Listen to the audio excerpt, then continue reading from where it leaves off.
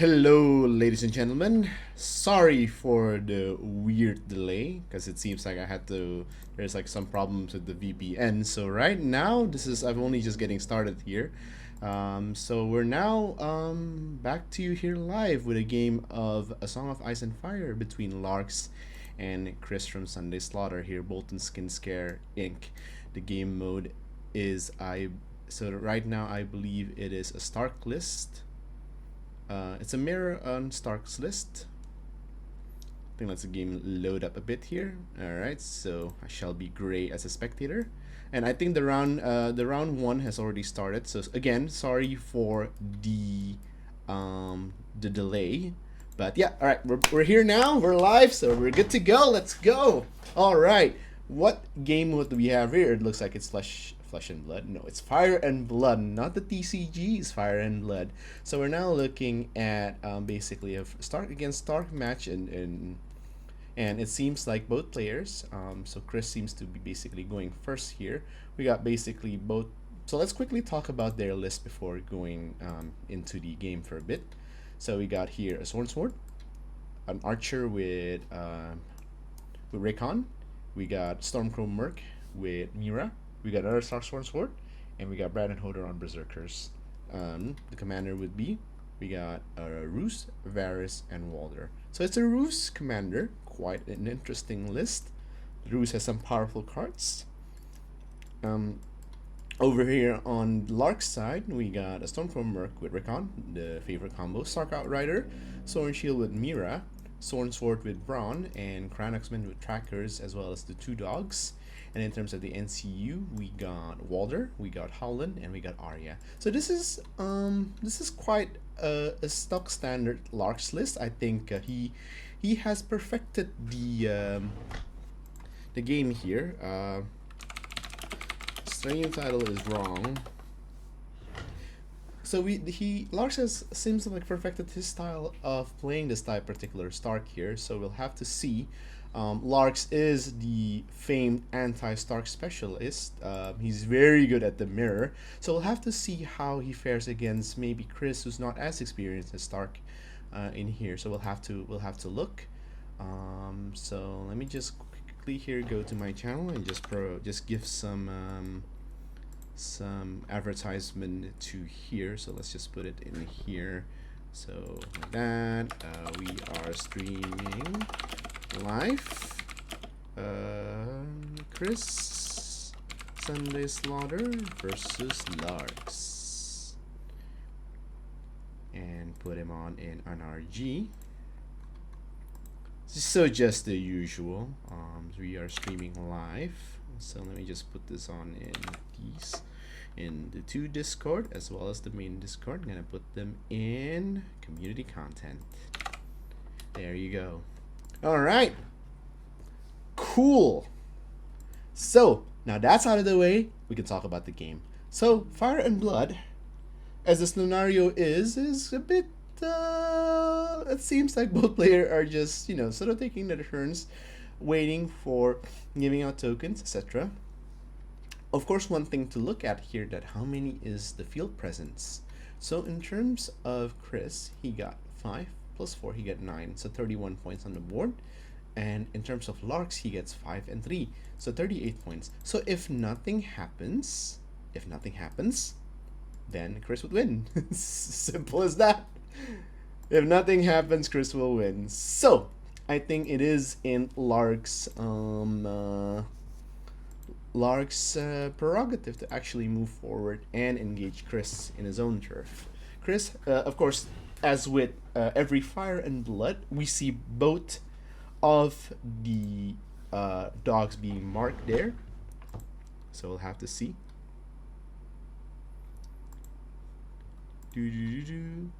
All right. So again, this is basically this is the end of round 1. I think both players are still just fishing it out. I don't think Chris wants to go in here with just like 3 cards in his hand. Have any Varys token been used? 3 Varys token have been used because of Walder. Have we seen 1 Wounds in the Dock? Yes. So Shaggy Dock is going down at no. Because next turn is, yeah, so it's Chris's initiative coming in next turn, so bye bye Shaggy Dog. So that is a possible weakness coming in from Lark's list, is that it is also prone to basically the Walder Snipe. So we'll have to see how it is, because right now, if we're looking, we got no we got nothing. We got no one. So next turn you can just like go and like pow and snipe this little dog right there, and that's already like 3 points. And then you just chill and sit back, and using the Varus to sort of like counter the wall that are being activated. So here we are. And Chris of course have to be careful here because of he's opponent's running Howland. So if he does have one of his cards is that a Flateman has no secret, aka Thoughtseize. So he after like these 5 cards he can possibly use the Thoughtseize to discard like one of the Cranox Trap, so deals like D3+2. So that's something that Chris would like to do. So we've got a couple people here in chat. Thank you for showing up. I think we got Bob who's about to board a plane. Sup Bob, and we got Mas Deoxys in the chat. Congratulations on your win, Mas Deoxys. So again, round 1, Fire and Blood, Stark Mirror. The excitement is palpable. Let me tell you that. It's palpable. We're just waiting for the end of N-Line versus Master Rat. Yeah, I mean, it's just Mammoth or Mammoth, right? I mean, like, it's pretty boring. But I don't want to be like at Ray's position right now. He has to fight an FF Mirror against what's his face, a Marsara. Oh man, talk about a 3-hour game. Oh yeah, Mammoth versus Tyrion, you're right. The money says Mammoth should have the advantage, but Tyrion being Tyrion, he does have a lot of cards to do and cards to do act.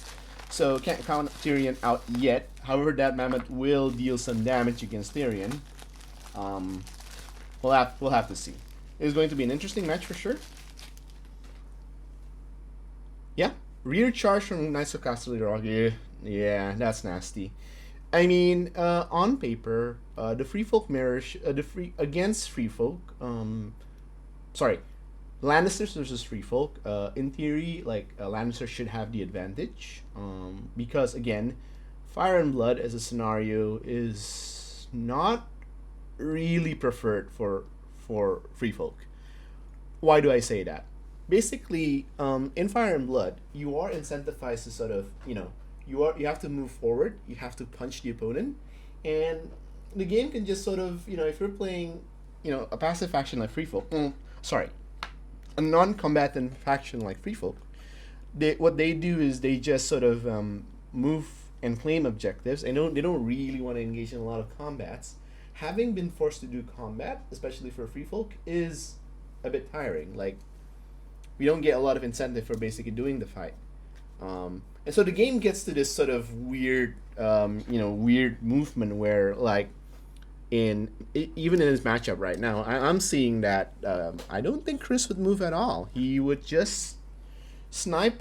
He would just snipe Shaggy, which is confirmed like next round, and that's it. He just basically sits back, relax, make sure that his both dogs are not in any like threat.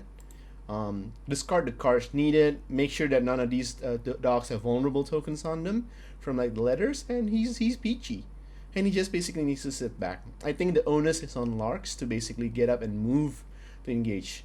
I think the Sworn Shield has the capacity to like weather the fire of these guys, so sort of like establishing like a fire base even. But definitely Chris has the advantage by having this bowman sitting behind his palisade, practically unchargeable. And then of course, like, you have the Berserker for counterattacks. These Cranox have to like do a lot of work in this game, so it has to be like a lot of these sort of BS combination of swift advance, devastating impact, 1-2 winter is coming, bam bam bam, to sort of like go through Chris's line. Otherwise then Chris will just snipe the dog and that's it. and then Larks will just play catch up from that. So it's yeah, we're looking at it was still now like round one. Both player has 3, 6, 7. Both player has 10 activation. Actually no, 3, 6, 7, 8, 9, 10. No, yeah, no. Both players have 10 activation. This is peak 1.6 here, 10 activations each. So this is what the game has devolved into, ladies and gentlemen. All right, we're seeing basically a forward movement here from Larks. I think he has to do this. He has to sort of move forward in a very aggressive manner. Larks has now 5 cards in hand. Chris only has 3. Larks definitely has the card advantage, at least for now. He doesn't want to really wait next turn until Chris can take. Well, he has to wait like one more round. It's just that devastating impact is such a card. Like you got swift advance plus devastating impact. Especially if you control horse, then an extra like basically plus 2 inches of movement. So it's just like, yeah, Stark doesn't want to play with like the rules.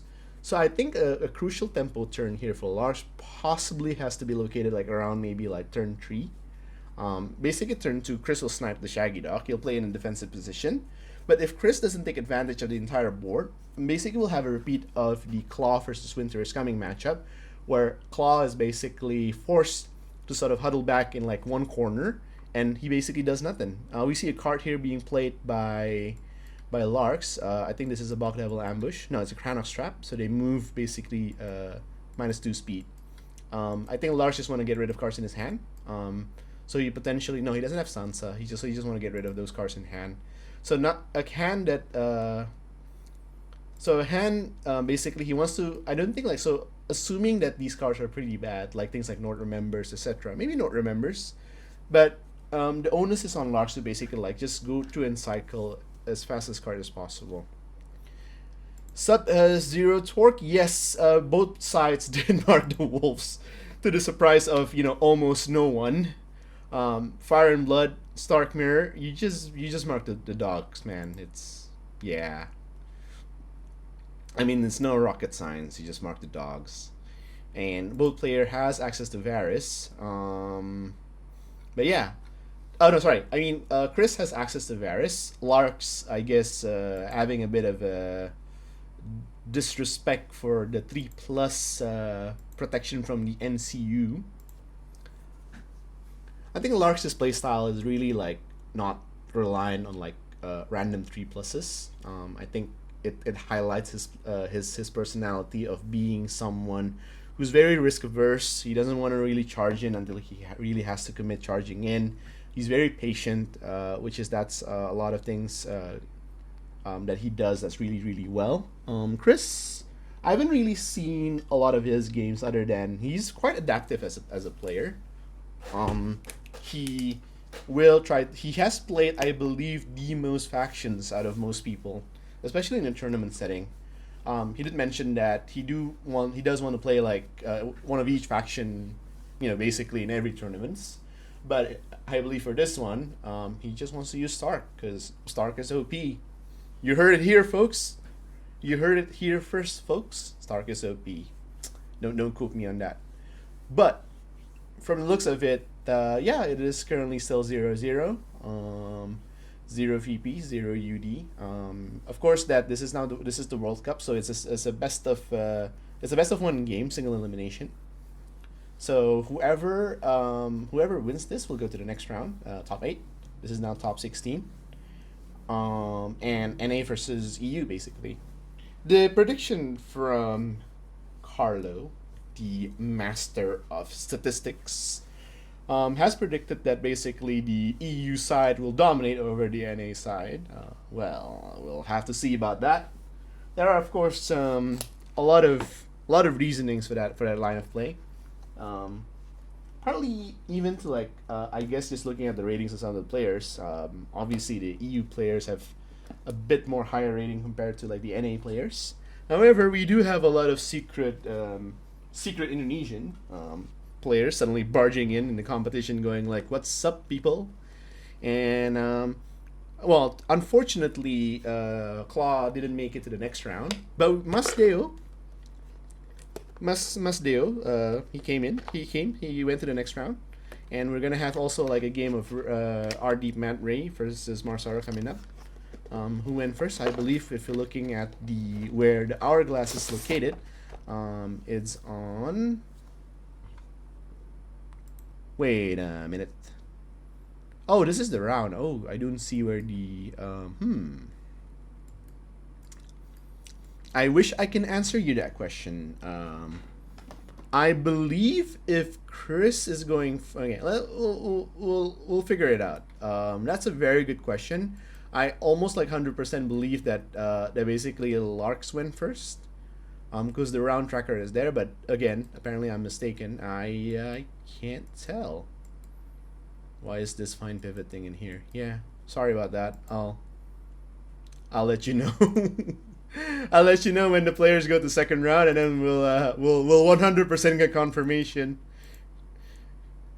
So yeah, who's people in the chat here today tonight? Who are you guys supporting? Stark versus Stark. Whoever wins, the game loses. Whoever wins, the game loses. Nobody wins in a Stark mirror. Like, nobody actually wins in a Stark mirror. Like, whatever wins, whoever wins this matchup, cry. You get like a little cry, because the game is pretty much fixed at this moment.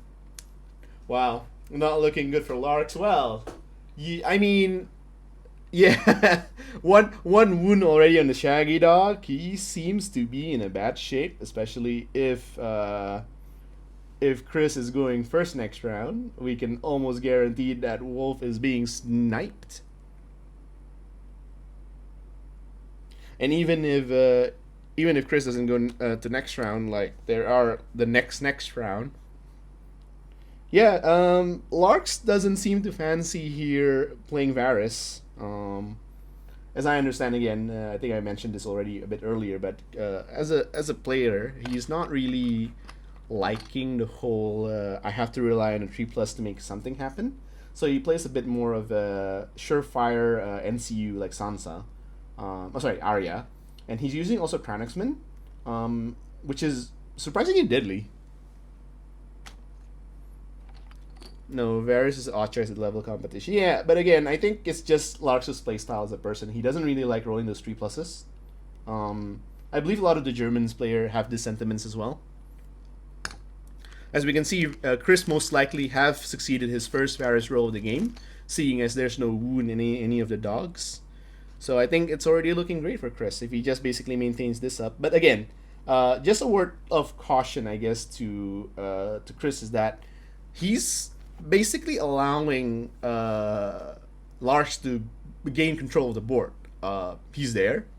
If he just sort of overwhelms like a single flank, like he just overwhelms this flank with a combination of like Outriders, Cranaxmen like marching, he repositions the Cranoxmen. They just like move 6 here and then they go march like right here, like round 2. It's also like a good possibility, so he can sort of start isolating these Thorn Swords. And you know, even though that yes, I mean Chris has these moments sort of keeping guard at this, but like a Bowman against an Outrider is not a very good economy. We'll have to see. We'll have to see. So yeah, still round 1. Again, round 1 in Fire and Blood is people just vying for position, vying for like getting a good position. But Chris is running out of plays really quickly here. He doesn't really have a lot of rooms to maneuver. And if Larks plays the patience game, he can make a comeback swing at like around turn 3, because that's when his tempo returned. So yeah, we'll have to see about that.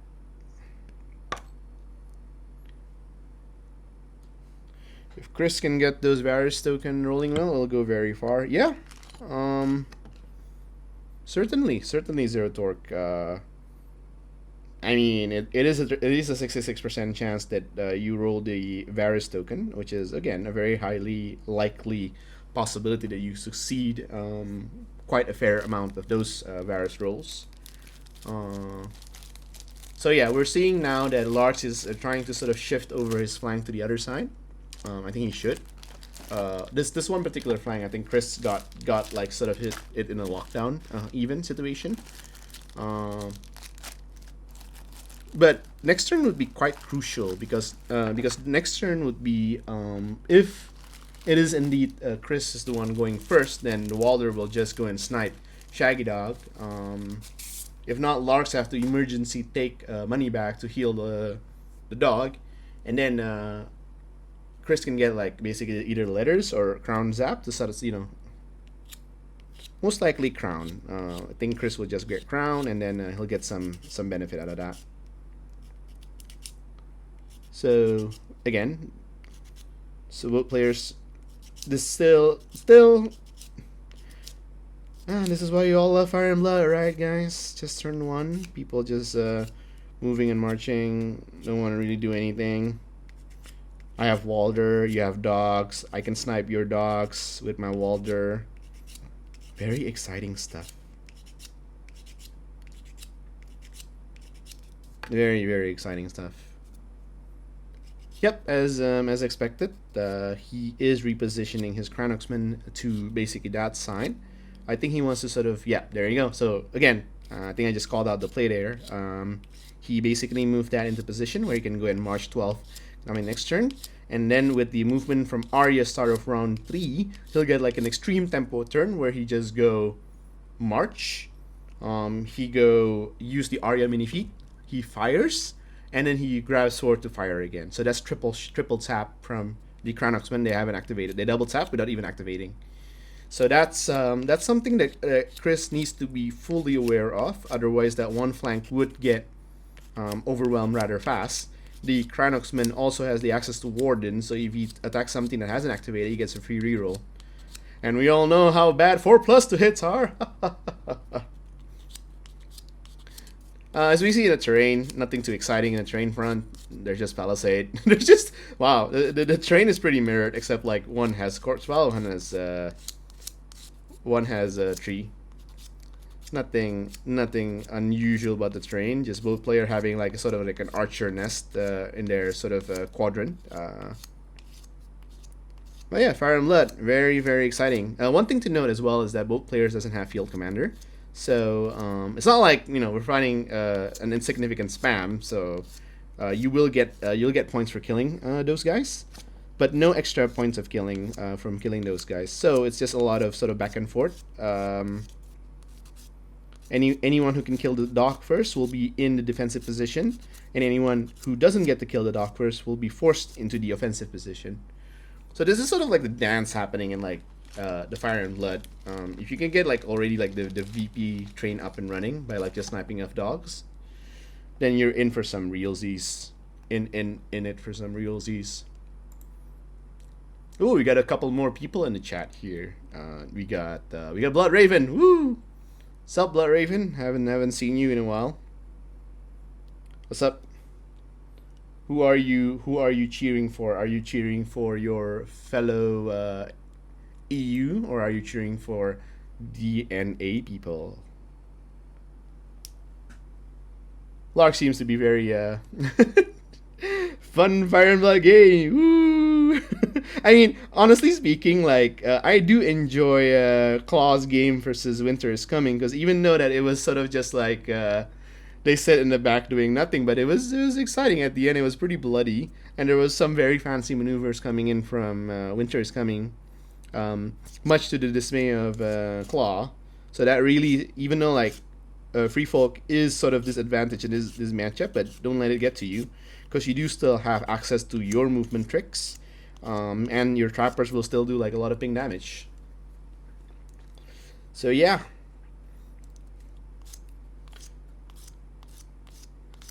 So how's it hanging, people?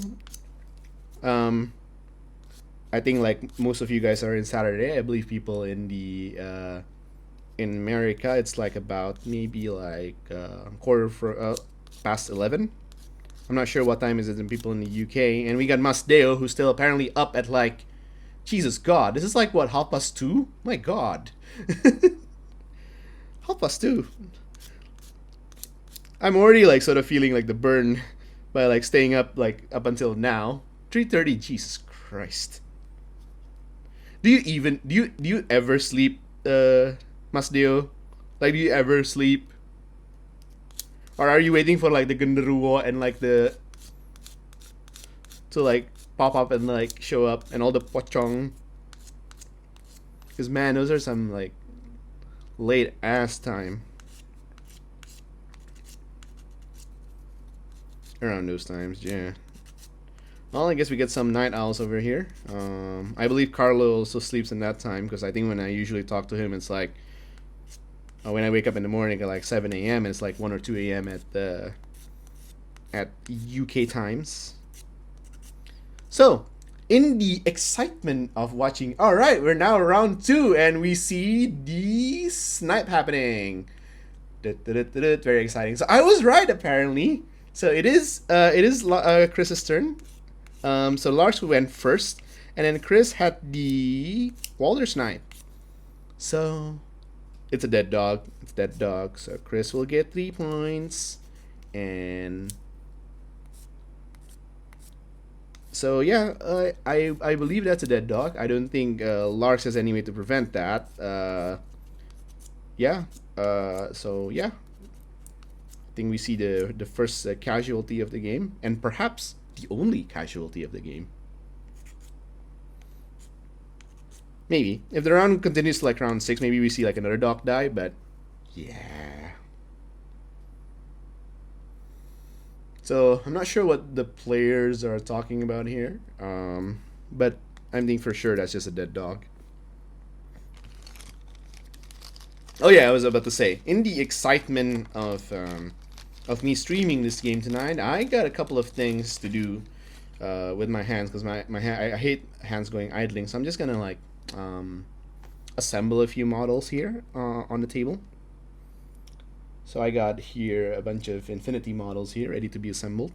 Just doing some pre-assembly at the moment, getting rid of those pesky mold lines, and there's a lot of them. And my God, I hate working with metal models.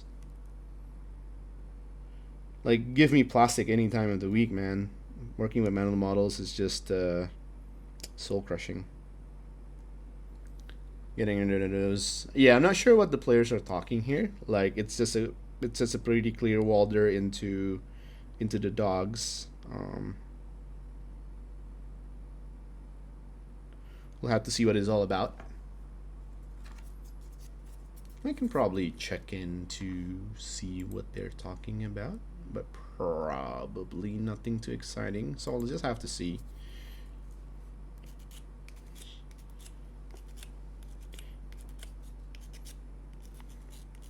Well, we'll just have to see. Maybe the players are going AFK a bit, or just measuring things. I can check up a bit. Let me quickly log on to there and mute myself. Oh, it seems like Chris is AFKing because he just muted himself. Okay, cool. So yeah, Chris. Yeah, apparently Chris went AFK a bit. So I think yeah, something probably came up. So how's your day been, guys? How's your morning? How's your Saturday been? Hopefully it's an awesome Saturday, even though we're still in COVID land here. Hope you guys are having a great weekend. So tell me, what are your plans for the weekend here, boys? Any exciting things? Any models to assemble? Any things to paint? Can't leave those models being just in a shade of like plastic. Like the Baratheon one, they just look like butter because it's yellow. Whereas the Lannister one is red and the Stark one is a weird shade of gray. Hopefully all of y'all are having a great time today. Yeah, man, the ride never ends. Zero Torque, the ride never ends. It's just, yeah, sorry fan took a break. Yep. I noticed that. Let me just quickly punch in.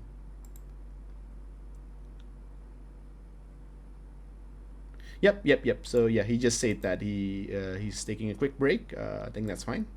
Hey man, Larks had to step outside for a second. How do I unmute myself? Yep, that's fine. Because I noticed like a weird pause and then I saw you being muted. It's fine. I'm gonna come back to mute myself. So yeah, the player search is taking a quick break. Yeah. Yeah. What happened there? Yeah. Just it's like, oh no, I have to take a smoke break. I can't do this. The mental anguish is too much from losing a dog. Well, I guess this is what happens when you don't bring Walder in a FF Mirror and Fire and Blood, huh? The exact like scenario you need to actually like do this, and you don't have the exact tools to get rid of it.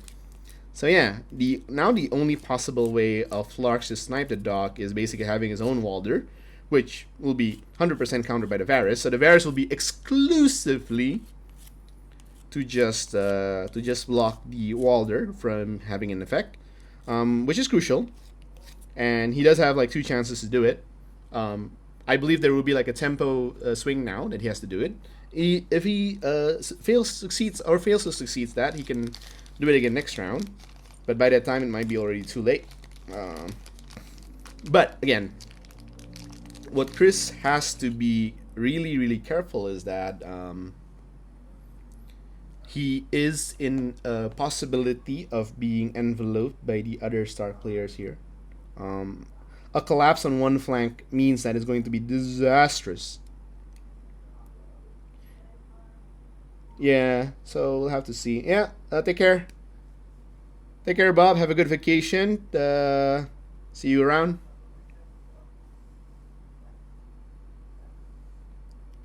Man, isn't it nice having a vacation? I could use a vacation. Like I wouldn't mind like a nice staycation on like a hotel, just chilling, sitting on the Mickey and N-line over yet.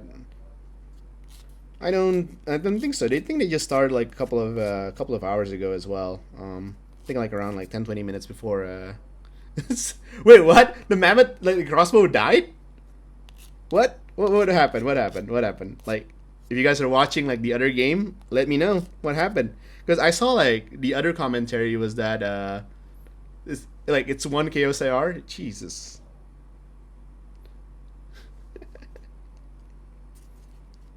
Oh man. Are you serious? Oh man. Like props to N-line for basically sticking up and using a Lannister list. It's like huge props to N-line for playing and sticking to his guns and playing a Lannister list. Unfortunately, without access to like Mountain Red rides and stuff. Yeah, I don't. It's just a very like tall exercise to do so. So yeah, unfortunately they have to. So I guess it's Mickey's win. So another EU player going forward. Yay! Woo! We did it, boys. I think the players are still in a break right now, so I think we can have some room to talk to the chat. You guys are gonna enjoy to me talking with the next maybe like 2 or 3 hours. So let's talk about a couple of things. I think we got like the Stark. Oh, I'm hearing some conversations. Yes, they're alive again. Aha! I don't need to entertain you guys just yet.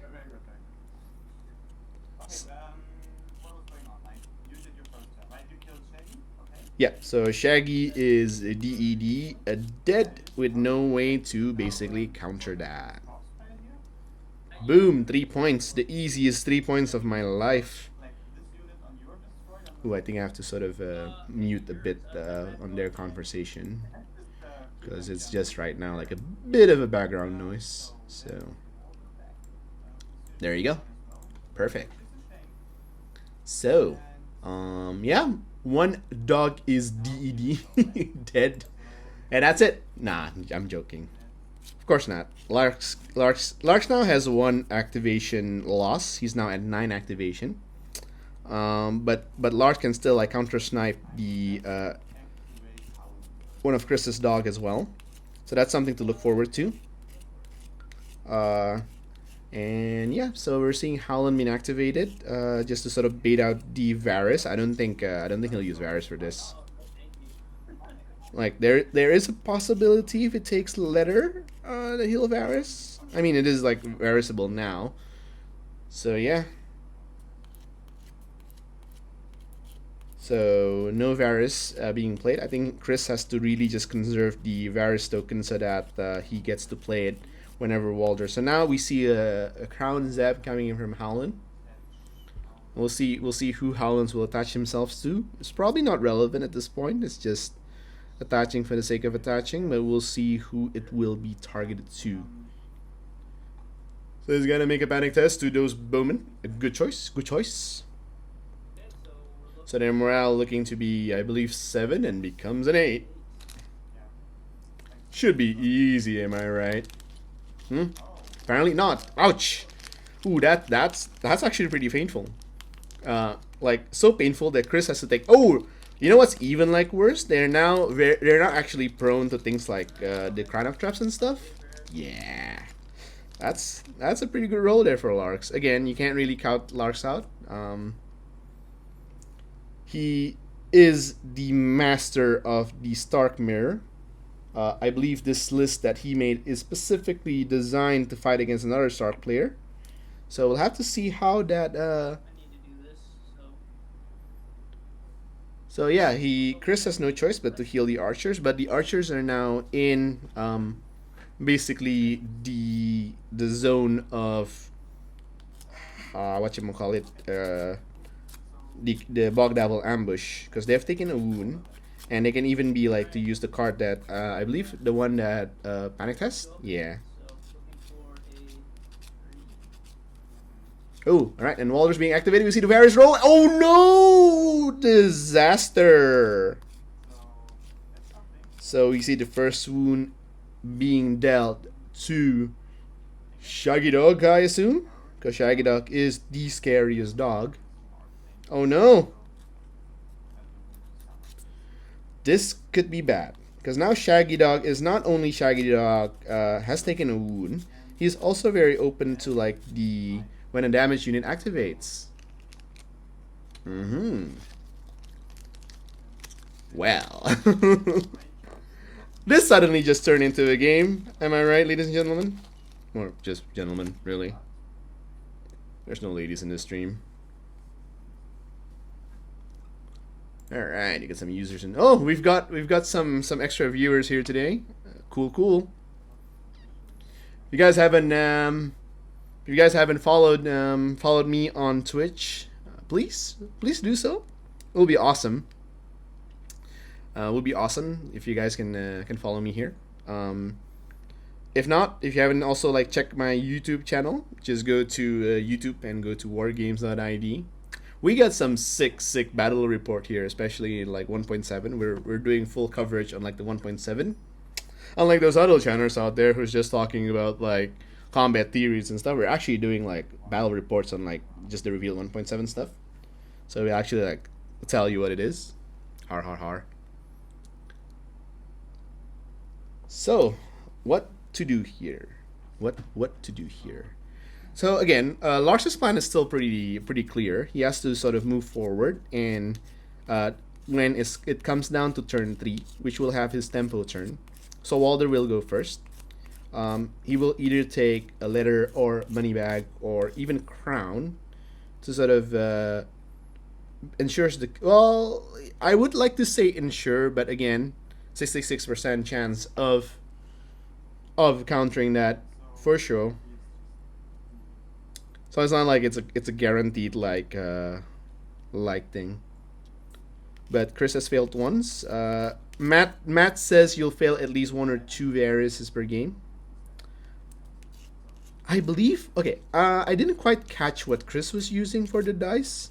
I believe because he's using just the generic Stark dice. I think that's where he's wrong, man. Like dice mojo is a thing, especially for like all these NA players. Like they really have these dice mojo like set up.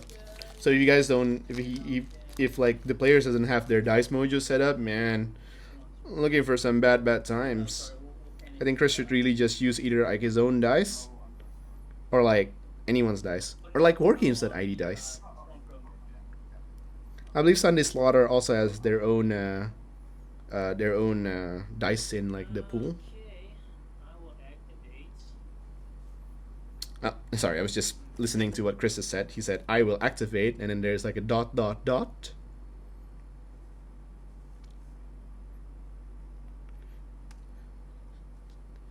So, so what's chat? What does chat feel like? Hey, Shaggy Dog. Larks or Do it. Chris? And you will just go NA a little bit here. or EU? Think from the pool like here of people in the chat today, we got some healthy supporters of both the NA. Or maybe like we can ask like things people like Mas Deox is here who I'm not sure who you will fight next round, Mas. I didn't quite catch the your placements. Do you get who do you fight the winner of? You're fighting, oh dear lord. Oh, Mas Deo versus Mas Masarat. Now this is a matchup that I would like to stream actually. Here's my final game in the qualifier. Yeah, well, here we are. Did you win that matchup though? Mickey's an easy to beat. It's not very good. Don't worry about it. I would activate and But that is a matchup that I would like to stream. The Mas versus Mas matchup. Mas Masarat versus Mas Deo. No, I'm not gonna play any cards. That is an exciting match that I would like to stream.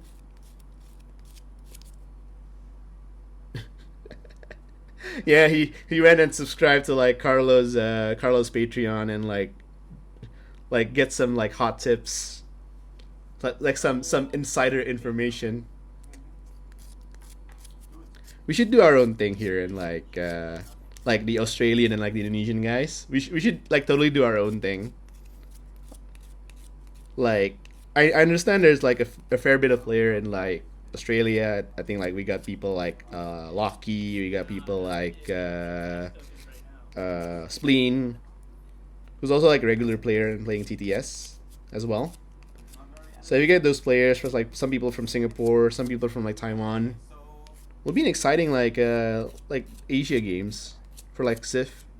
And of course we got like the ID players like Claw and like Ardeep. Will be pretty exciting. Of course I prefer it to have it live, but you know we're in a situation where it's not possible at the moment. So yeah, I mean I've always wanted to have like a like the Asian circuit. That'll be quite exciting. But like yeah, I don't think anybody would like to play like 1.6 anymore. Maybe like 1.7, like when 1.7 is revealed, or like we get like some sort of like small bigger Shark Tank. Yeah. I mean, people have been sleeping on like the EU and like stuff, but like Asia is like where the shit is, man. Like Asia, Oceania, we got like the biggest shark players there. Can't sleep on us. Yeah, we got a couple of people also from like the Singaporean guys. They're very good, some of them, but they just don't want to play in like TTS. I guess like understandable. You even got like some good players here, Central Asia. And I'm sure we can find some players deep down in Mongolia, or what's that? Uzbekistan. Yeah, will be quite cool actually. So looking at the players here, I think again the gameplay for Larks is quite clear at the moment. I think Chris will just yeah, basically just vie for a position, and hopefully he doesn't get slam jam. Thank you, ma'am, and like.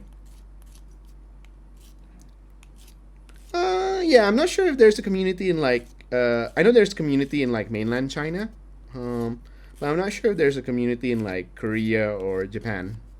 I'm not sure they're into like war games at all. Even. But we haven't really seen a lot of people from that side of the world yet.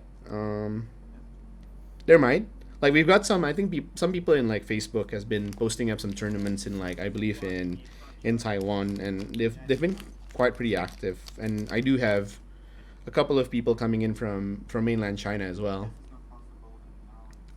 Yeah, it would be cool to like have games with like some of those guys there. It would be really cool to be honest. Right on the line and choose. Good. But meeting and playing in TTS is a bit of a different experience. I mean, thanks to TTS, I've been like introduced to some of you guys who if not for TTS, I wouldn't like meet. But now thanks to TTS, man. So, okay, that's my number. Seen for Team Yankee and Sif. Okay, that's cool. Yeah, maybe I should like scour Facebook more for like looking at some of these guys from community. I'm sure if I do like a post of like, hey, where are you guys from, etc. Some people will comment if they're from a community. But I got like, a couple of friends from like mainland China. But I think like some of their issues when trying to play here is that they can't really connect over the internet. I think that the Great Firewall of China unfortunately prevents them from playing with us. They had a few test connection, but like the ping always reaches like basically 1K. It's basically unplayable. So yeah, unfortunate, but it is what it is. All right, onwards to the game. So well, we had some. Okay, so what Chris did, he just basically like off the palisade. Well, I mean,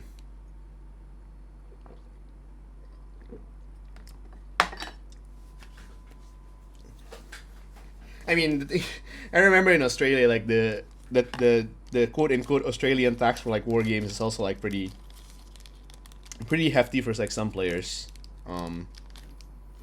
Like they have to pay a premium basically to get like a couple of stuff because it's so expensive to like deliver to like Australia. Just get.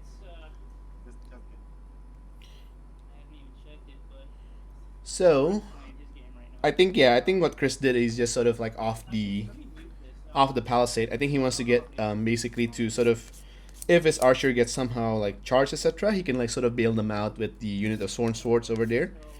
So to those guys who just joined us, we can do a quick scroll of what the units are. So we can just take a quick look and see.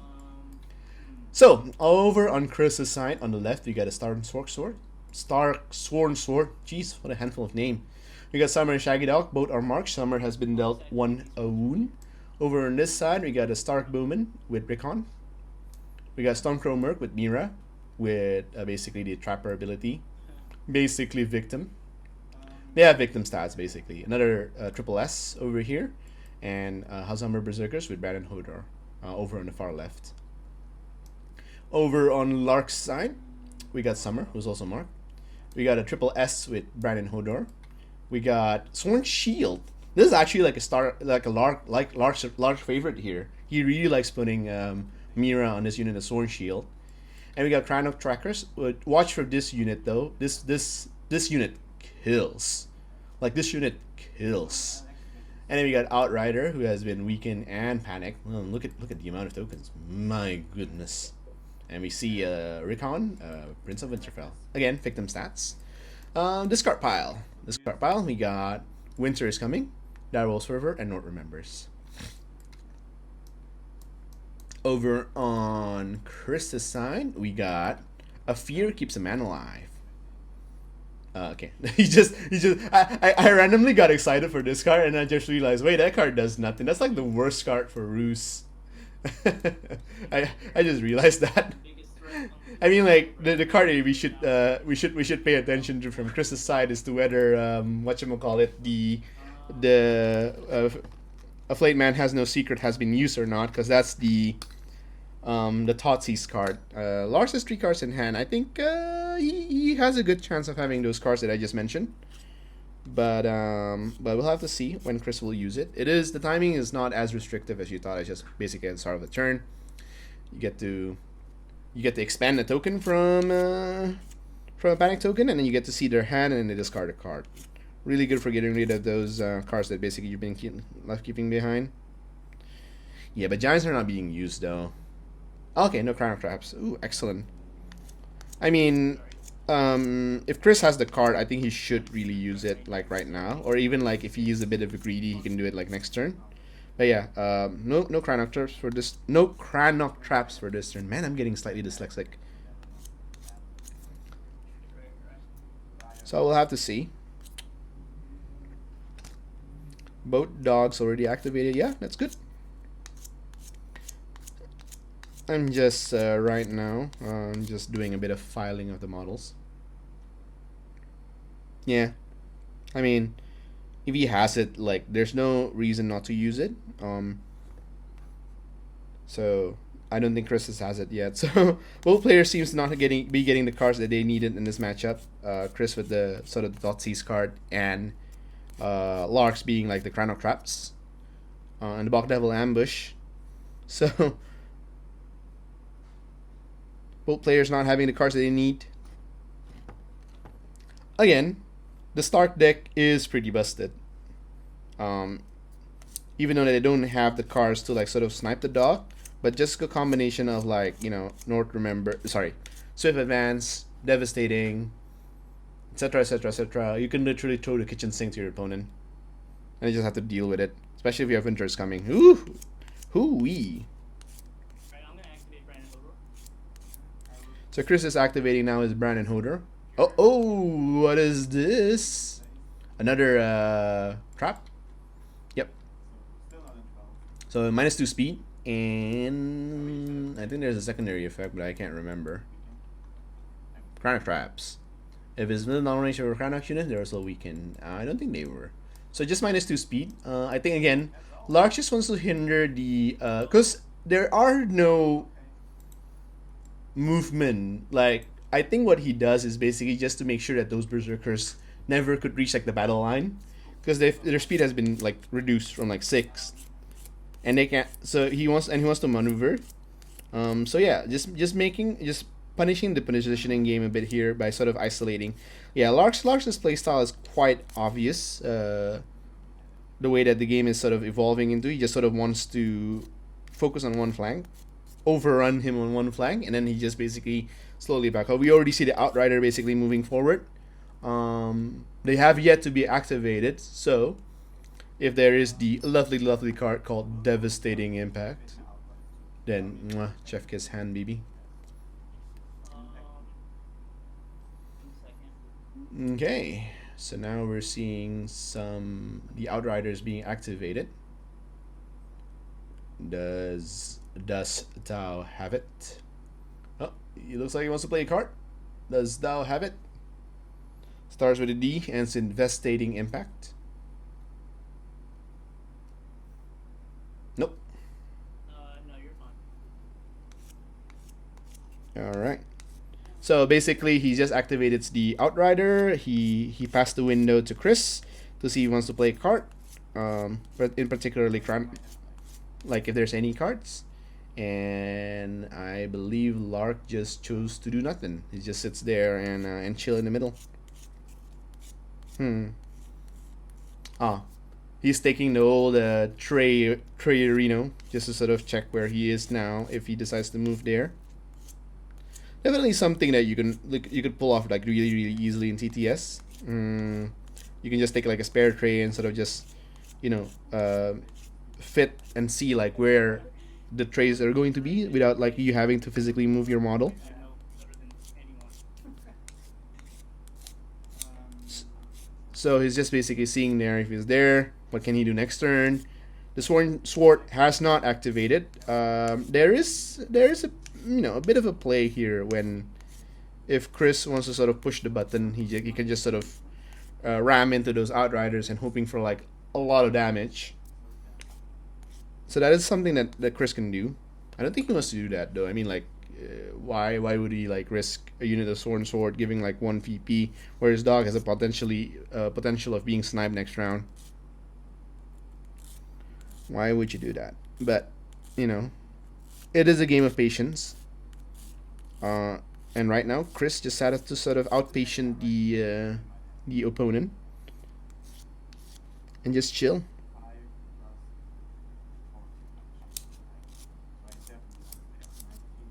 So yeah, both players just basically still deciding on where those units will be located at. Yeah, I will unlock these guys.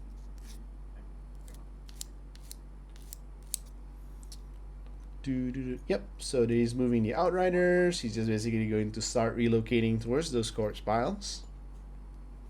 And to sort of get like a better position next round. We're looking at the range is about just outside of 19. So he can use a swift advance and then fire on those Outriders. But why would you do that? I mean, it's a bit of a meme play. But yeah, no. There's literally no incentive for doing that.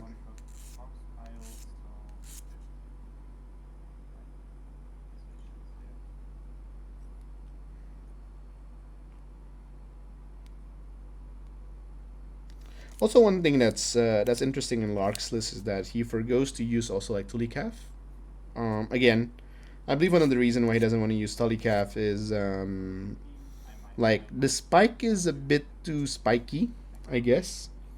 So you can like spike using like a lot of damage, but on the other hand, sometimes you also get like really bad spikes.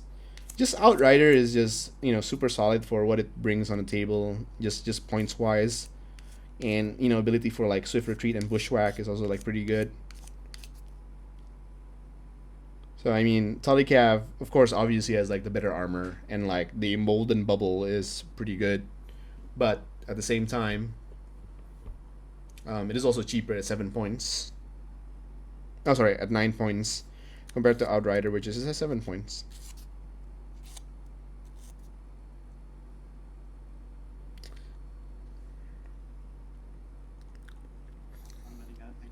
Hydration check. BRB.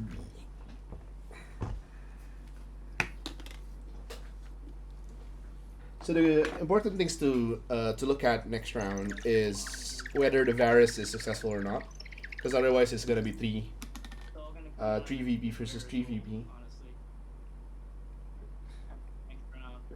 and then Chris most likely will use Walder to block the money bag, and then snipe the other dog. And then next round, he just snipes the dog again. So it'll be 6-3. Assuming nothing else happened in this game. I doubt it. I think we're going to see like a clash in like round 3. But again, at the moment, each player is just basically vying for position. Nothing exciting to be commented at this moment. So. Now we can talk about the Stark spoilers. So what do you guys think of like the new Stark spoilers? We just recorded the game today with like the new Stark stuff. I'm not gonna tell you how it went, but it is a bit the Stark feels a bit pillow-fisted at the moment. With the exception being like Sworn Sword is actually like super good, but like Great Axe and Berserker does seem to be a bit behind of their curve. Berserkers especially. Like, I understand the design choice for Berserkers. Like basically a frontliner that can like tank a lot of things, etc. But it doesn't really do like the tanking bit like. Oh, sorry, Berserkers. Why Berserkers tank? What the hell? I mean, Berserkers used to be like the alpha striker. Now not so much because they punch at 4+, which is what most everybody now punches at. Oh, we see. All right, and now we're on to round 3 here, ladies and gentlemen. All right, excitement. Okay, guys, I'm gonna need prediction. Will Larks equalize at 3-3, or will Chris get to heal the dog with the Walder, or will Varus be successful? Vote now. All right. Come on. All right. The Walder, and now the biggest 3+ roll, the biggest 3+ roll of Chris's career happens now. And it's a 5.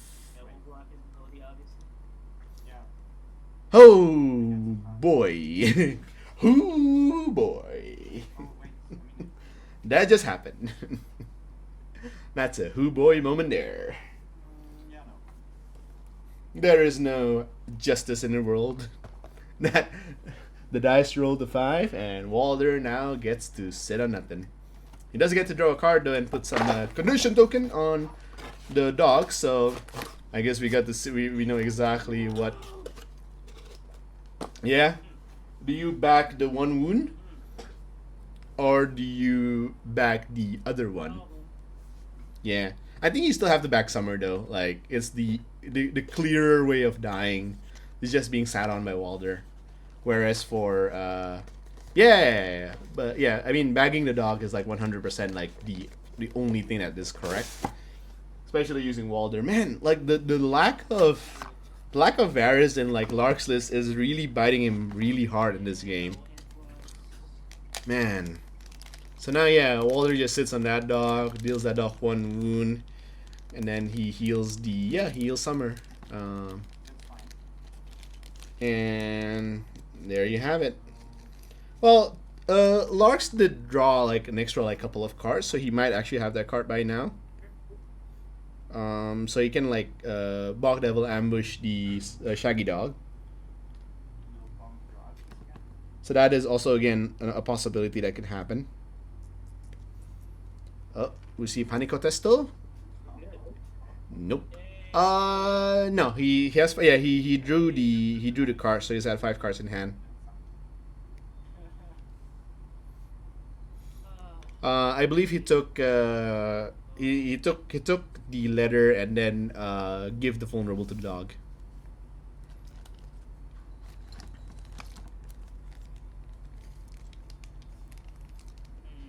Oh, I see. Okay. Wow. That's a very astute observation. That's interesting. I didn't really pay attention to whether he drew first or he pay back first. But I mean, like 3+ armor safe with vulnerable and D3+2. Yeah, I mean there are chances. There are possibilities. Yeah. Okay, the Chronoxman is in a bit of a more awkward spot than expected. I would have thought the Chronoxman would be like on a marching order straight down to like that line over there.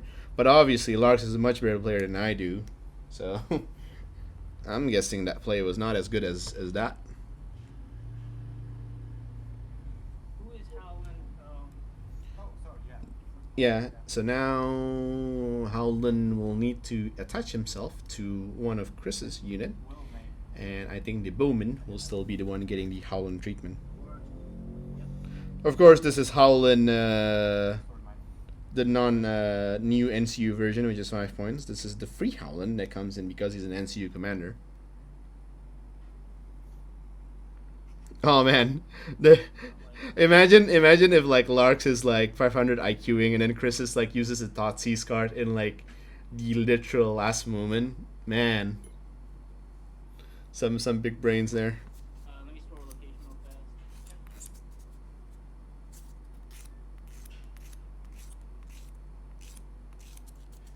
Well, Chris had 5 cards in hand. At this moment, he should probably have it. Maybe.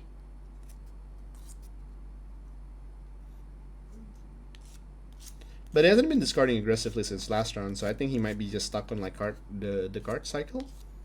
So either he has it or like he's not. But you know, Stark deck is pretty sort of brutal in the sense that they can do like a lot of damages by themselves.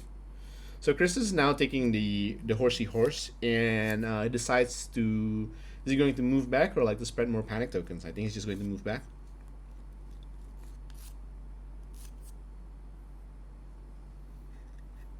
Yeah. I mean, Larks will need just to like he will need to select like an entry point and just sort of like cascade from there.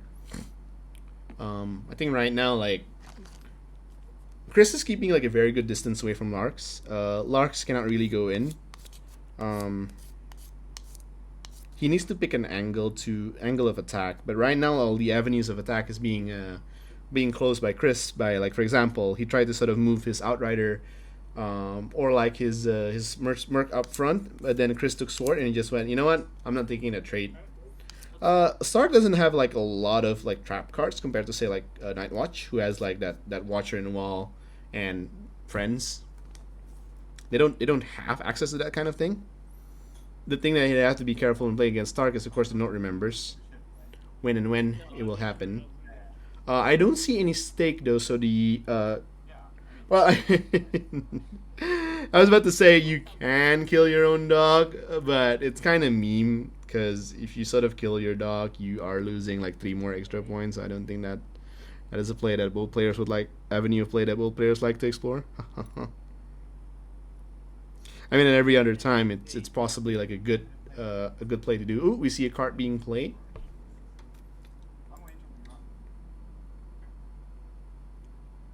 What's that? So I need a. Is it just raw or -1?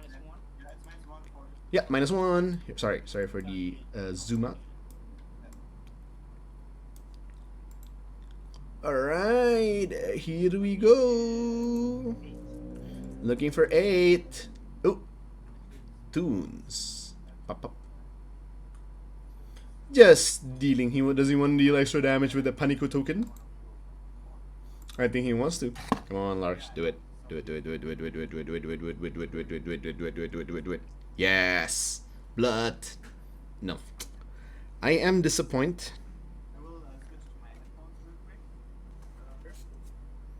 So, anyone watching the Mickey game? Has he won yet?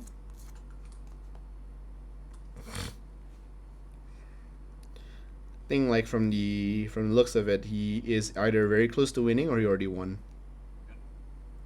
Alright. Yep, 8 on 4s. 8 on 4s. Here we go.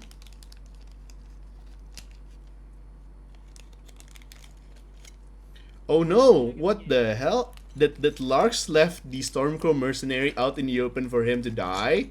What is this? So 4+ to hit because of the debuff from Howlin. So looking for 4+ save here. Boom. Shakalaka. Only 1 dead. Bit of an interesting position here coming from Larks. So now he has to make a save at 8. And oh, passed it. Passed it on an 8. Easy clapper.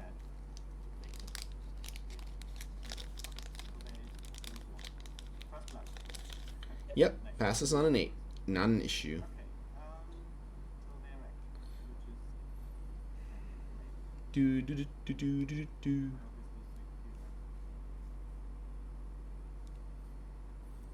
Yeah, I'm interested to see why Lark put that unit up. Is he just want to sort of debate that that Stormcrow Merc and he just sort of put it out there and go, you know what? You can try. You'll probably not succeed, but you'll try anyway. I mean, that's probably it. I'm just paraphrasing. So now we see nothing. Nothing yet. I got you guys excited for nothing. Oh, he's going to activate the Sworn Shield. I will activate Varus. He will activate the shield and do nothing. He will activate Varus and do nothing. What a sleeper game here, guys. And not just because it's already like past midnight, but it's just the nature of the game. Plus the mirror, plus one player having Walder, both of the players having Walder, and one of them having Varus. It just turns the game into, just cruising around, just sort of, just chilling in the back, going like, yeah, what's up? How's it going?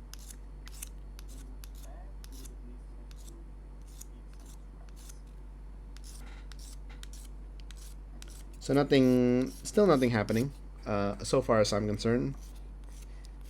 Again, Chris doesn't really have to do anything here. He just sort of need to be in a position where Larks cannot really collapse on him. And by making sure that he has a bit of a wide field, he's not trying to box himself within like one edge of the corner of the map, and then he just gets surrounded on each side. He actually have a wide front here and tries to get like basically all of them.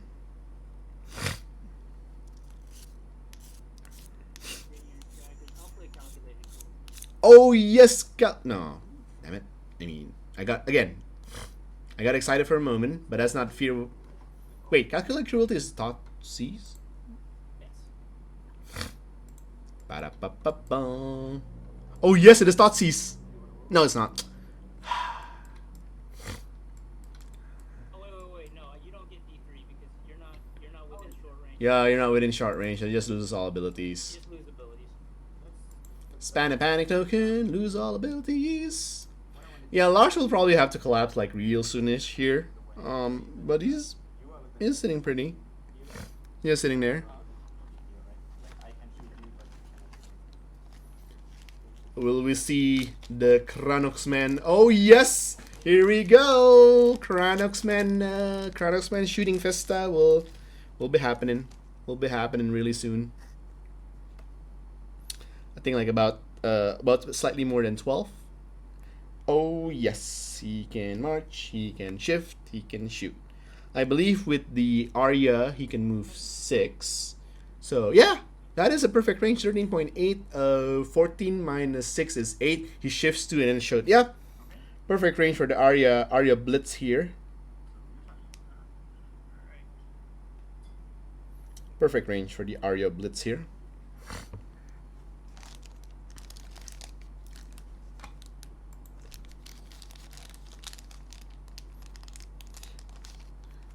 I think Larks is just biding his time at the moment here. I'll activate Summer. But while Larks is biding his time, Chris will just go and be 6-0. And Larks will have like smaller and smaller window to get rid of the marked dogs. Alright, I'm activating Shaggy Dog. He's now activating Shaggy Dog. We'll see what happens. Exactly what I thought it will happen.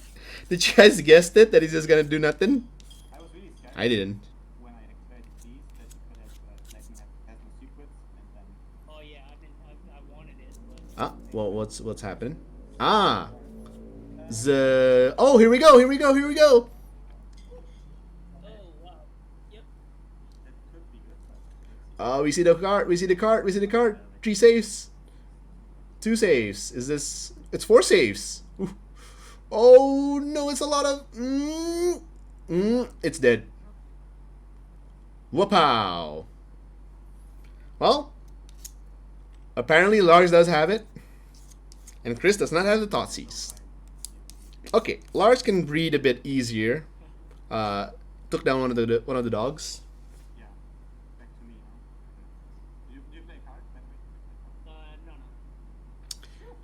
No. Yep. Very good prediction coming in from Masdeo. Since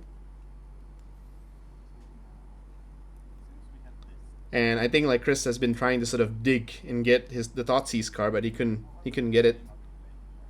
what is it?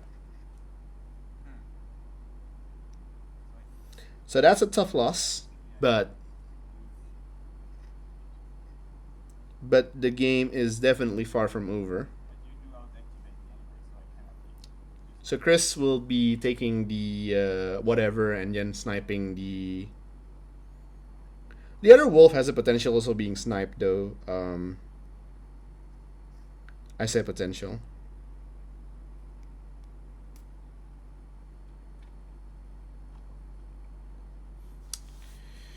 Yes, Masdeo, you've taken too much wajangan.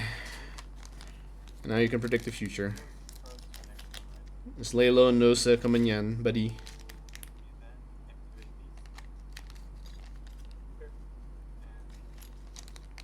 these. All right, 3-3. But Larks is but Chris will be at 6-3 coming in next round.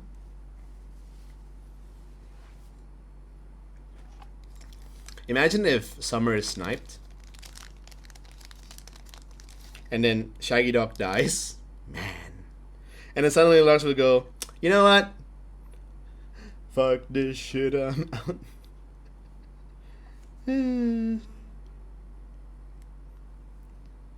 Yeah, the stream title is still wrong. I lost like one of my outlays, overlays. I'll have to fix that a bit later.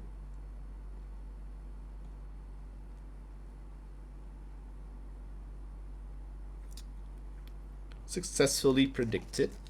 So now Larks will be sort of, I guess, going in a retreaty a bit.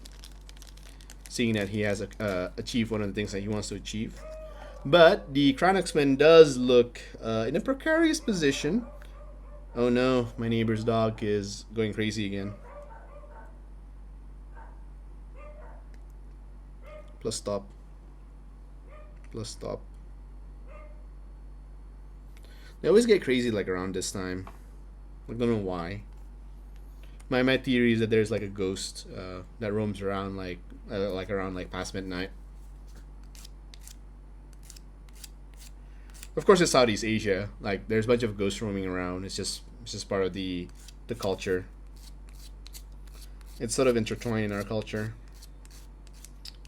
Spooky, spooky. We got some really funky ghosts here in like in Asia. Devastating impact yet.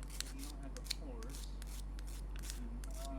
Oh no, Chris is talking about a devastating impact. He says, "Do you have devastating impact?" I'll activate Mira and we'll just sit there. Alright, he's just activating Mira and does nothing. What a Resident Sleeper game. There's like tiny bits of moments of excitement where the dogs are being killed, and then it goes back to like, yep. What are we as a society where we rejoice a dog's death? This is what Sif has done to us. They make us rejoice at the death of a dog. Truly, truly heinous. Heinous, I tell you.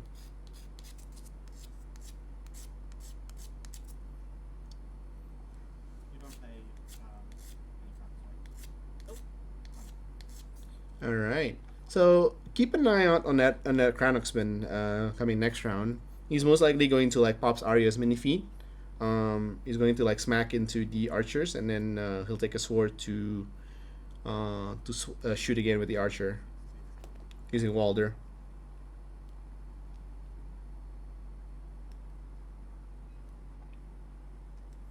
Of course, if actually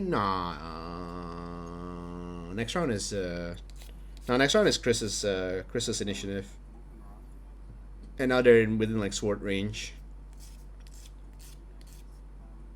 Oh no, he's just out. It's 14 point something. Yeah, I mean like with 14 point something, cause yeah, it's 14 point something. 14 minus 8 is 6. Yeah. Because they get to move 6, and then he gets to shift 2 inches. Wait a minute. If that's the logic, then the archer can still shoot down the Crown X-Men as well. Oh well.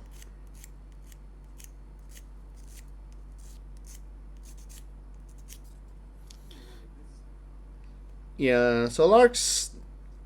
I think Larks is just biding his time.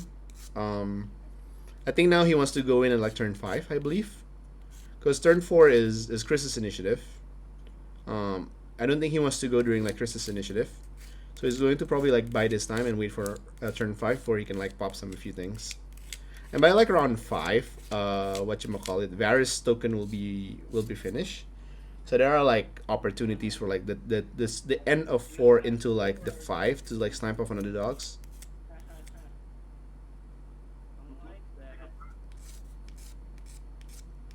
So Carlo, you're in the chat. What happens if the players tie? I don't think they can tie, right? Because I believe Chris has like the higher points on the board, so I don't think they can like tie, right? They just like Chris will win by just having like more units on the board. The secret final boss. It's Carlo with Baratheon. The rumors were true.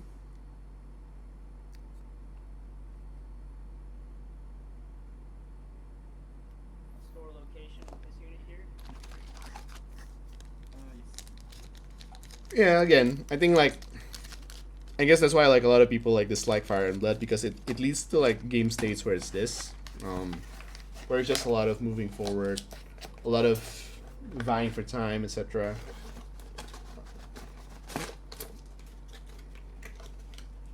I'm gonna take a quick toilet break here.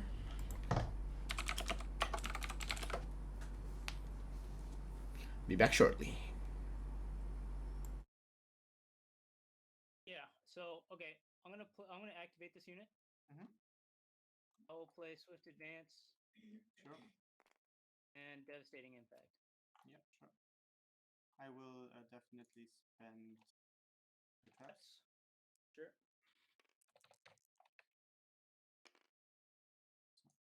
to go.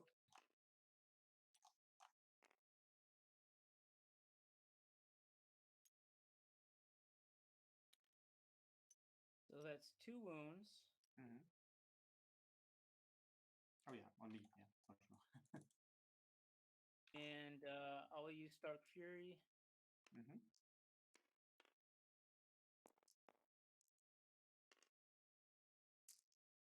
6s. That looks awesome. Take 3, and then I'll reroll the failure here. So 9 hits. Are you serious? God damn it. Saving on 6s. I am so sorry, guys. The first exciting thing to happen, and I actually went to the toilet. I am so sorry. 1, 2, 3, 4, 5, 6, 7. Still enough to die here. Oh, nice. Well, they'll die next. Wait. Hold up. So Chris uses, I believe, devastating impact.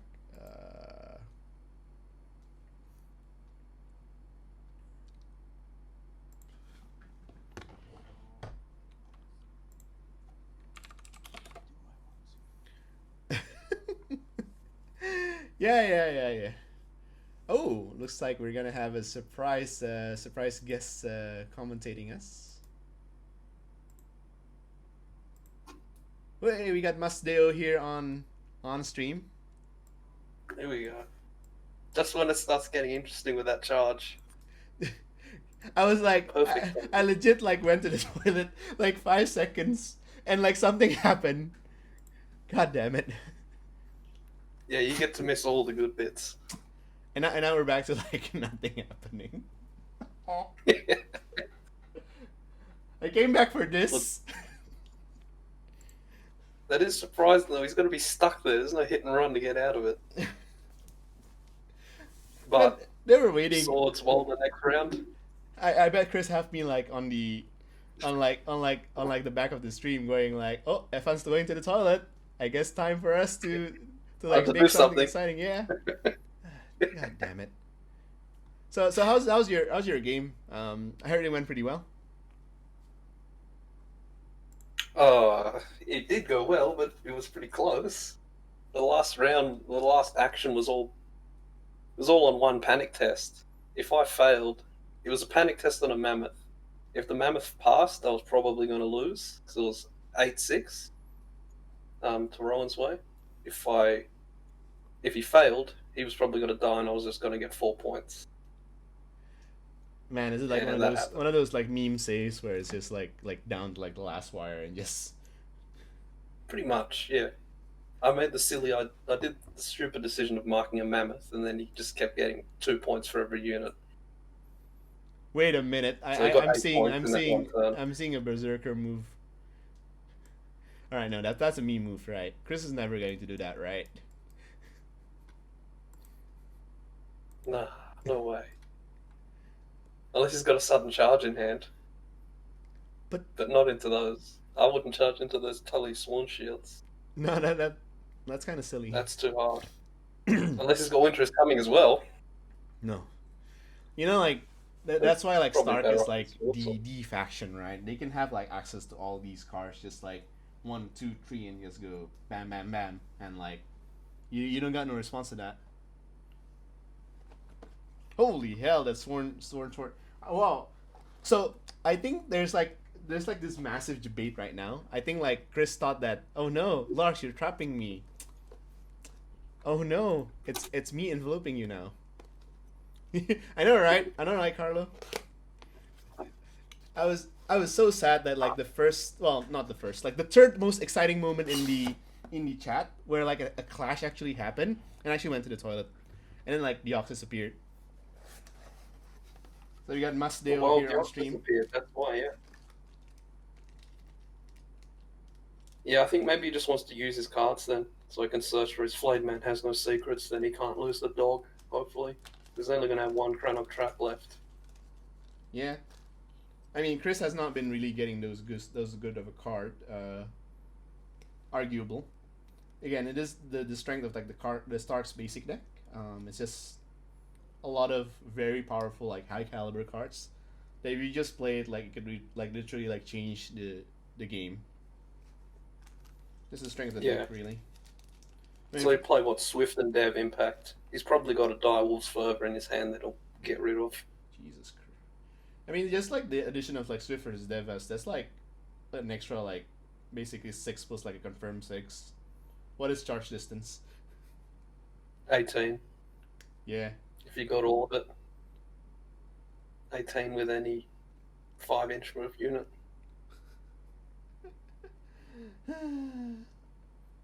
What a meme! What a meme combination. Well, glad we're not gonna see that anymore in 1.7. Yeah, I guess I'm still surprised I went for the.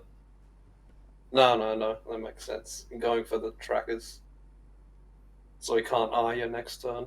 Yeah, that's exactly right. Otherwise, 'Cause the more I- points are the Stormcrows, right? But, yeah, he positioned is in that so that I think like Larks was making like a really obvious play, being like 14 inches away from the unit that he wants to use the Arya double tap. Mm. So Chris just sort of like saw it and just like, oh, you're within like 14 inches of me. How convenient. That's going to be a very weak Sworn Sword unit, though. If he kills it, if he Stark Furies, then he's also got traps to worry about. Oh, yeah, that's true. So it's like a 1-for-1 trade. I reckon it's fine because again, Yeah, he just it's needs to like valuable. yeah, he just because his next turn is I believe is Chris's turn, right? Turn 4. Yeah. So he I think he just takes it's sword. towards Walter. Yeah, he sword kills the Cranok and then kill the dog, and that's like a 4-point swing. Yep. And then he will most likely use the sword, but that's a really good trade, yeah. Yeah, taking out his only ranged unit too. Yeah, I will take it. I will take that trade like any day of the week, man. That's a really good trade.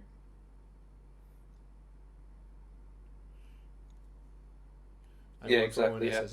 Yeah. Makes sense if Arya's still there. Arya can't retreat, right? In this one, No. No, okay. No, she can only maneuver.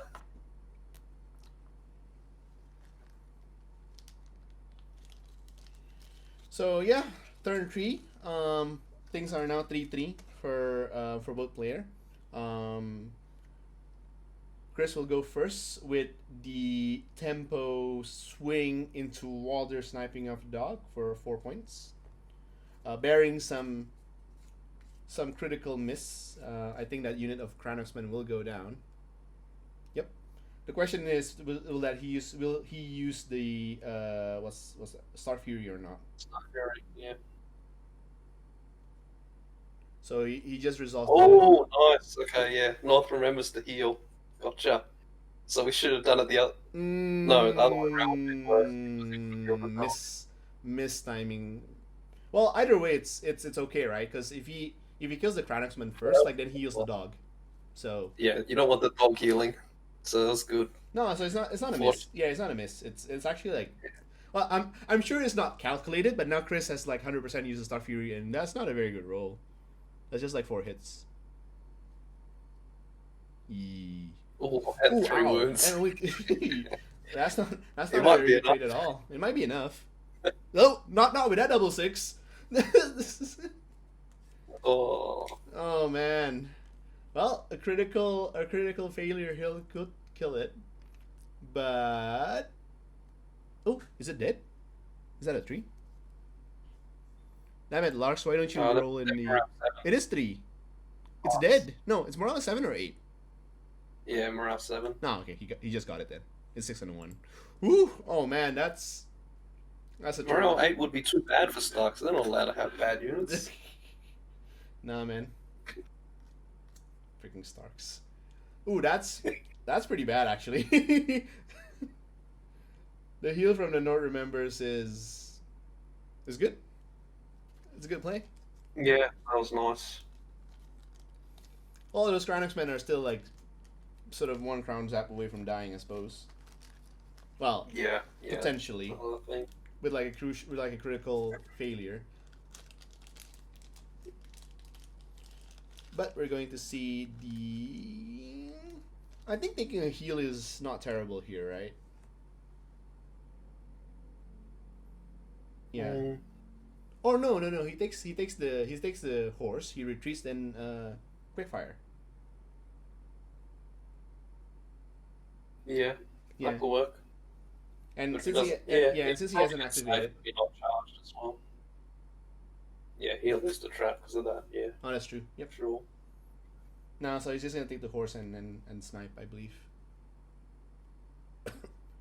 Yeah, take take the horse, quickfire. Hope that's enough.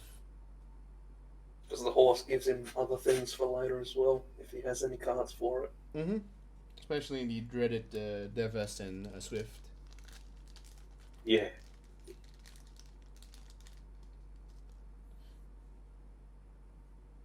Yeah, if it takes the money back, then he just activates with like a Star Fury that's free.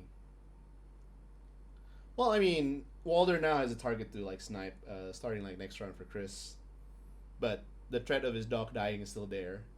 I believe Chris is keeping like a very good discipline and just keeping his Varus token. Oh, he has only one left. Yeah, I think he's just using a full Walder purely. No, but yeah, oh yeah, it is round 4. You're right. Yep. He takes. So he's gonna go activate. Okay. Okay. Well, Dev? He no, played he's Dev? just charging from the flank, I believe. Oh, he used a def. That's a dev. Yep, it's a def. So 2 out of wound. No, it just hits, but should be enough. Oh right, the hits is from the horse. Yeah, the ones from the horse. It's 1. Still behind though. Oh god. Well, that's 4 plus the hit. It's pretty meme. Oh my god. What the hell? Did you roll? Oh god. I'm lagging. Like delay stream at 2 hits. Maybe he doesn't die. Oh no, is it a 5? Especially It's a if it's 5 plus. He five can actually plus. survive this.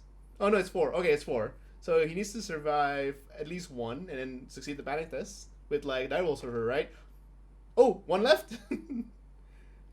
Is it a fervor? Come on, fervor would be funny because he has sword. Come on, fervor. No fervor. So just straight up 7. Come on, Chris, you can do it. Okay. No.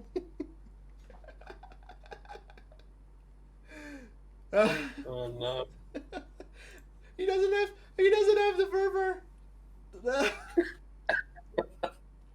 Oh god. Yeah, it would have been really bad if he His didn't. that is really bad then. Like no Totsies. No. Oh god. I guess he could like take the sword and like finish off the. Oh, okay, all right. He can still like arrow the Chronixman, I guess.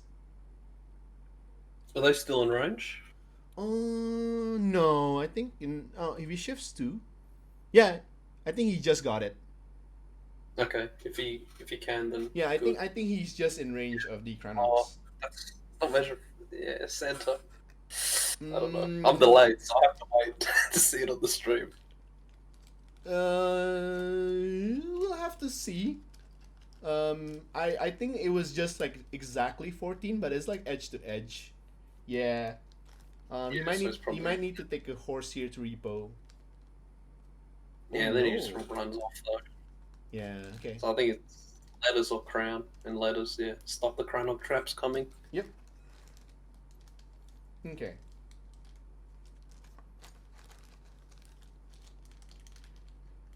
That was a pretty meme turn. I thought Chris has it, but apparently the dice gods is fickle. It's a fickle god. You gotta pray before and after every game. It's my Alright, lesson. I think we're going to see the last Varus token here.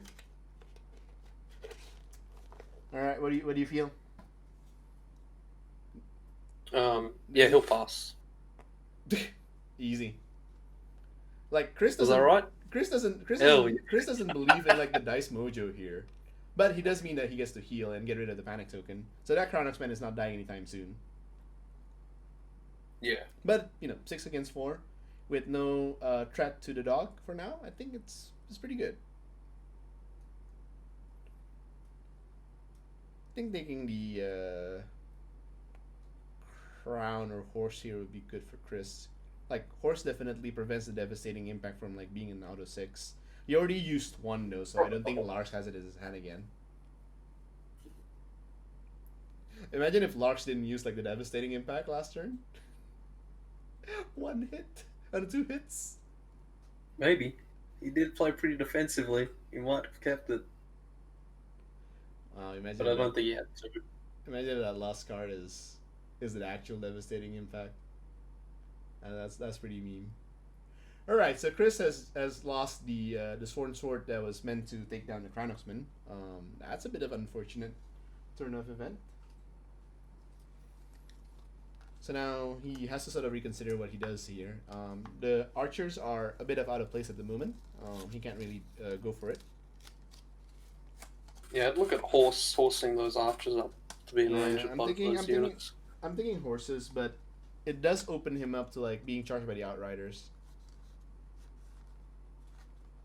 Like there's a possibility that the Outriders will then be in position, and if they're like, yeah. So there's that possibility. Yeah, especially if he takes the trap. If he's in trap range, takes him down 2 ranks. Those Outriders, they're weakened. Well, and then of course the Outrider can just like then activate and move away, right? Yeah. It's like so. I think like taking a horse would achieve not a lot here, unfortunately. But it does prevent like Chris from using like a lot of shenanigans. I would most likely take the horse just to get the berserkers into sort of like a closer position, maybe.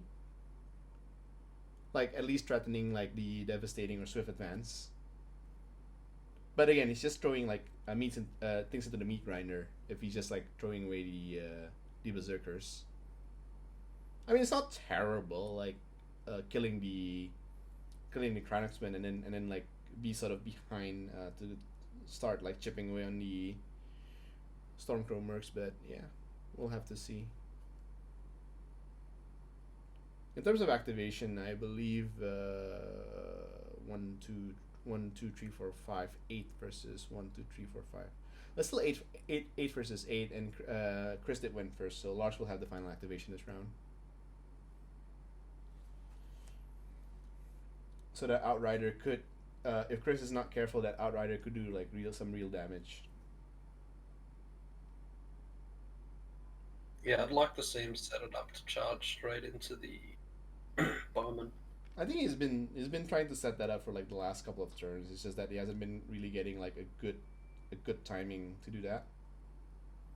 Min has really been trying to set it up. Okay, he's gonna berserkers. Berserkers. Yeah, like I said, right? I think he just wants to throw like as many meat as possible to the grinder. Cause I think Chris don't mind losing like maybe like 1 more units here max, cause that will take pressure away from his dogs basically. So if he just like throws Berserker there as like a threat, and it's like I think like the Berserker can get like a good attack against the triple S on like the far left. If he can get a triple S, then yeah, he can get quite a bit out. I mean, alternatively, he just use Swift Advance and then just like kill the Chronoxman. And nothing of importance was lost that day. And so I think Larks' first move will be moving those Chronox to safety. If that is the case, yeah. I would reckon that's like huge priority. Oh, taking it back. I think the Bowman, as long as he's not within trap range.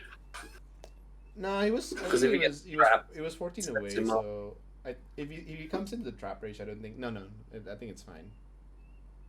He just needs to move like a few extra inches closer. Back. Yeah, fair enough. I see it can wait. He definitely can wait. Like the onus is on Lars to actually make a play here. Chris has tried to make a play.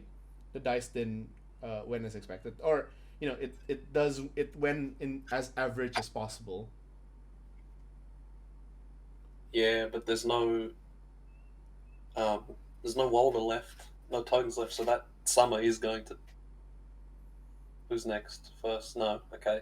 No, the summer can't We'll die. fight up the Crannock traps. If he's got another one, he can kill Summer. So now the question begs remain, like, where is your Thoughtseize, Chris? Yeah, he does need that. He really needs that, like, just to get rid of the cards, like. But yeah, he doesn't seem to be getting it. Oh well.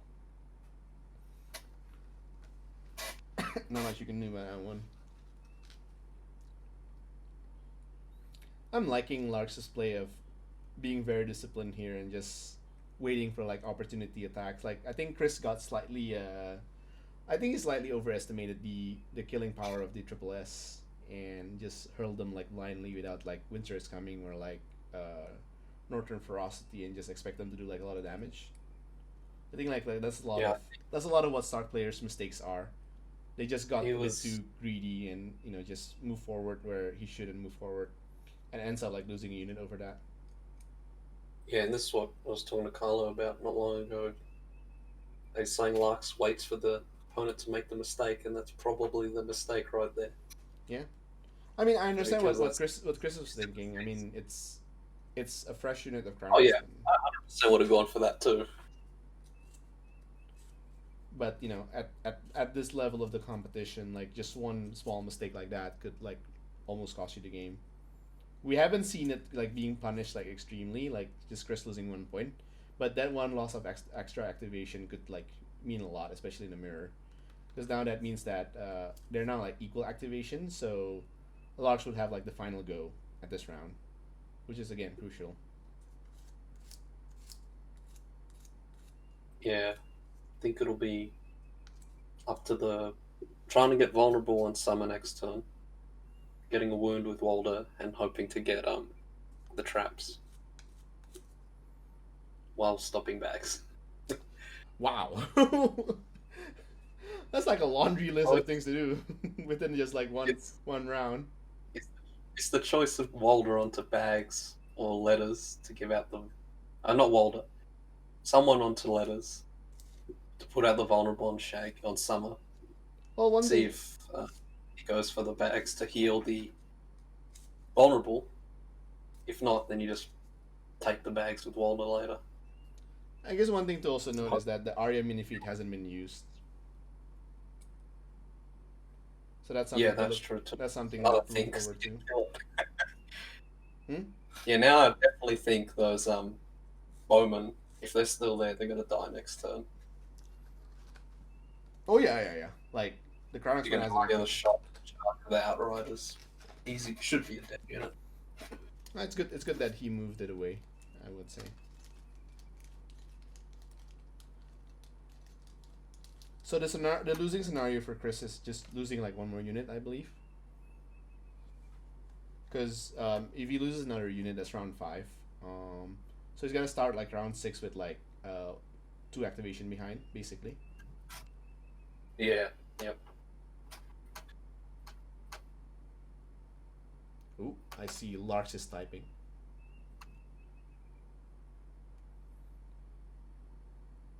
Is he taking a break again? Tape is cancelled.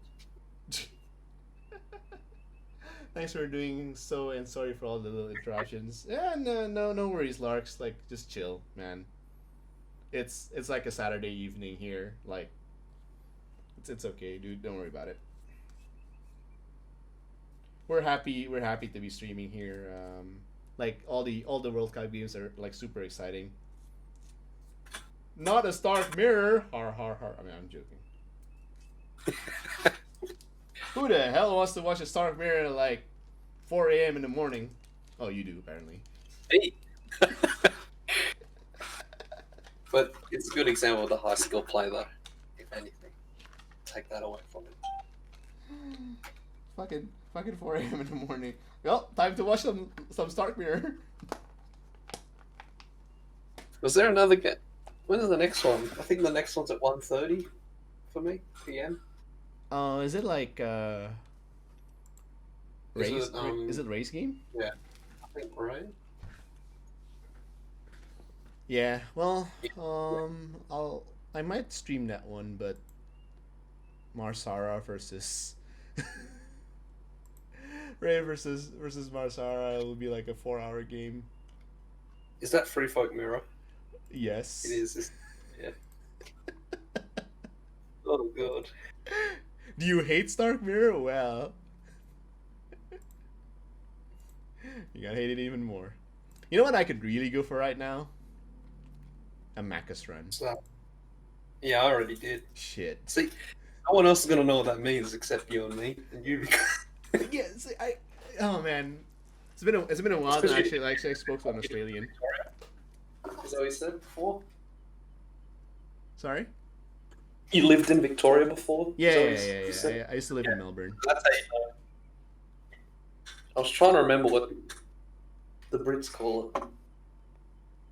What? Is it Like, Mackie? I think it's Mackie. ugh. I Macus don't is like know. Macus is the best. You have to correct me, Carlo, if I was wrong there.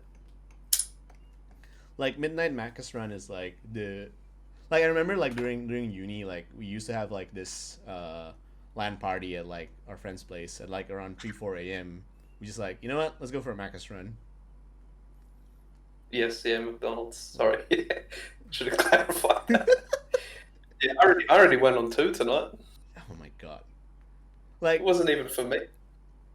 the fun bit is, of course, you went to Macca's, and then Yeah. you stop by to like 7-Eleven and get like a pie or something.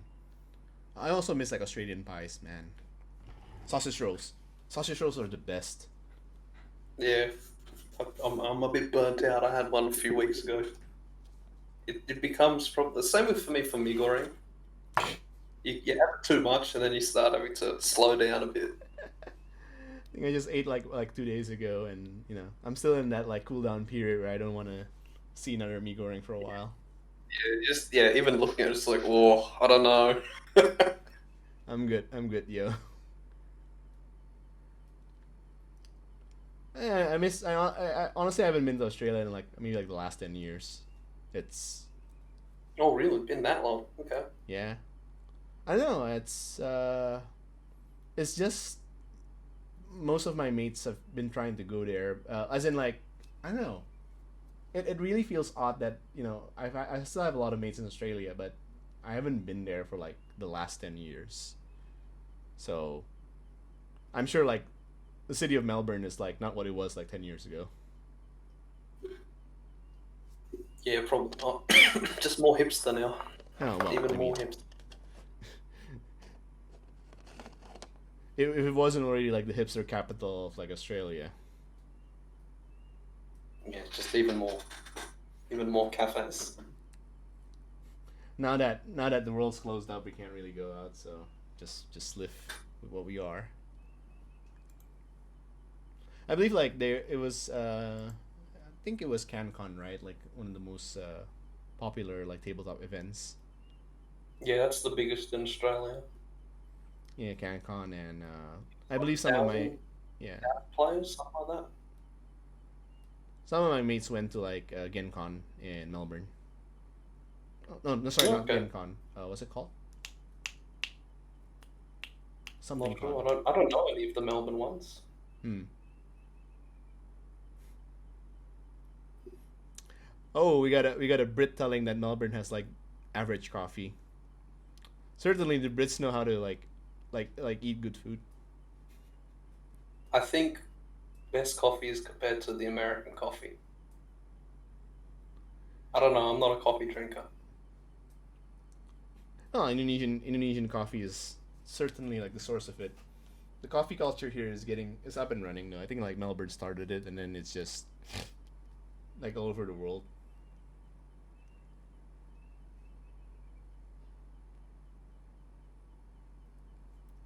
Man, the game is still nothing happened.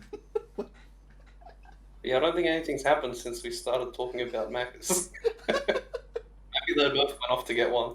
Oh no, okay. Keep running. So maybe if I decide to like go out to the toilet, something will happen again. Yeah, go to the toilet. It's like, oh god, what happened?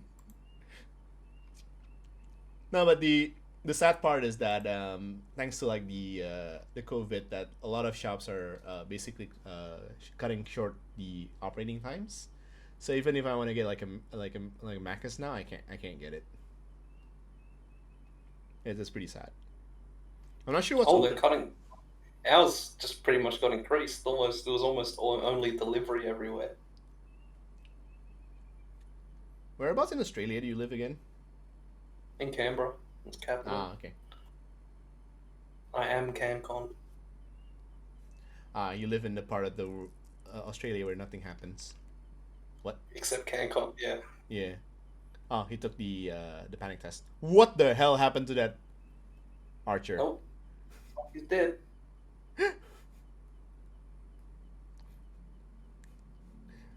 I think. Did he play a traps or was it a threat on the Yeah, I panic believe one? it's threat unseen, and then the Round. yep. Ouch. Okay. Yeah. So, man, Lars is. I think if that one is already that squishy, I think Lars will most likely. No, he will most likely go for it. There's a good case for going for it, because they still have like I two wonder how many rounds. cards he has left.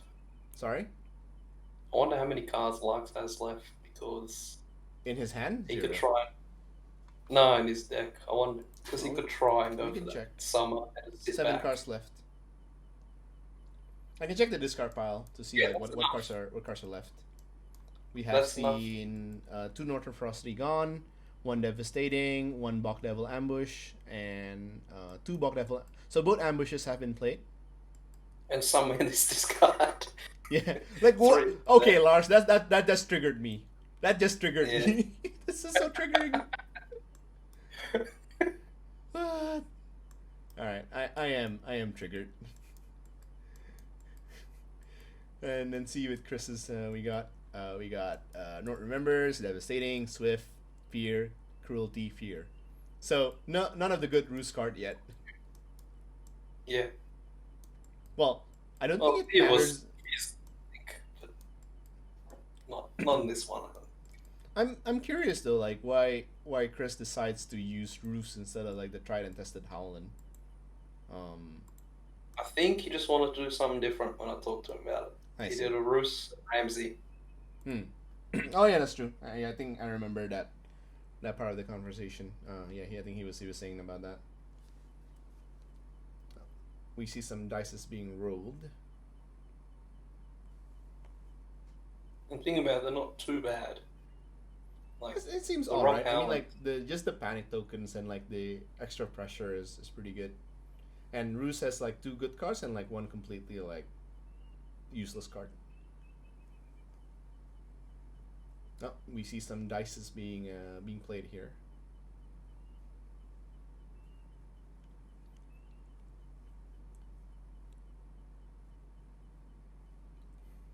Actually, Walder can like even snipe off the bowman here for like 2 points.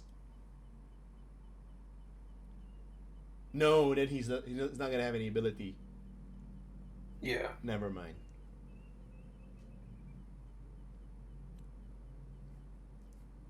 Imagine forgetting that. Dead this whole time, or is he just because nothing's happened? Maybe that had a discussion or something. The card's playing now. I think it was just like timing window, I believe. Right. Okay. Like, yeah, when does the threat unseen like resolve? Maybe. I don't know. I'm not listening to what the players are saying.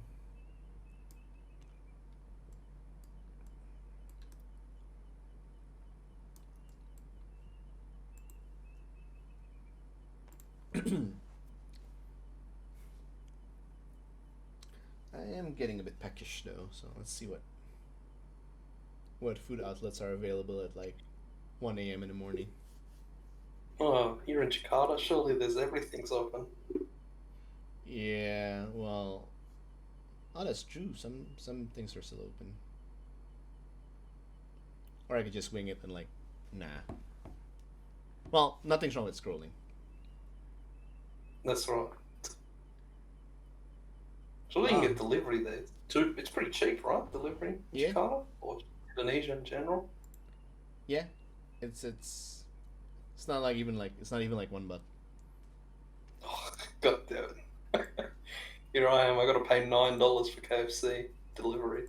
Jesus. Yeah. That's the exception, man. Well, I mean, it is like 4 a.m. in the morning. I hope that better be some damn good KFC. Yeah. Yeah, we got some nasi goreng cellar open here. Yeah, I could do some of that. What are the players doing at the moment? I don't know. Just playing with the dice, I think. The game has devolved into the stage where the players are like, you know what? Let's just roll a dice. Let's just wait for a while. We didn't agree to a time.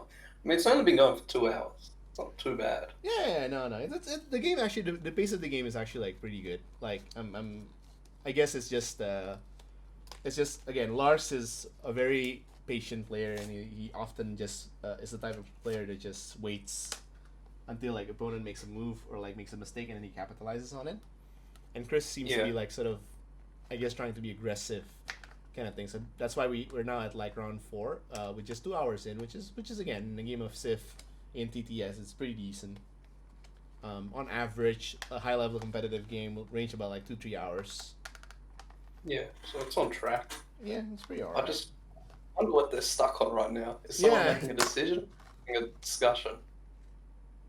Because the card came down as still there. I don't know if you rolled for it or not. I thought that first one was the crown. Oh no, he was on 9 wounds. No, So then crown. it was after both. Yeah.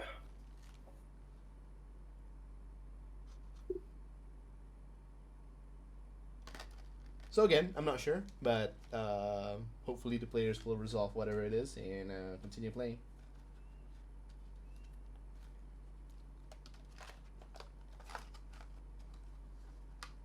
Oh, he asked a question.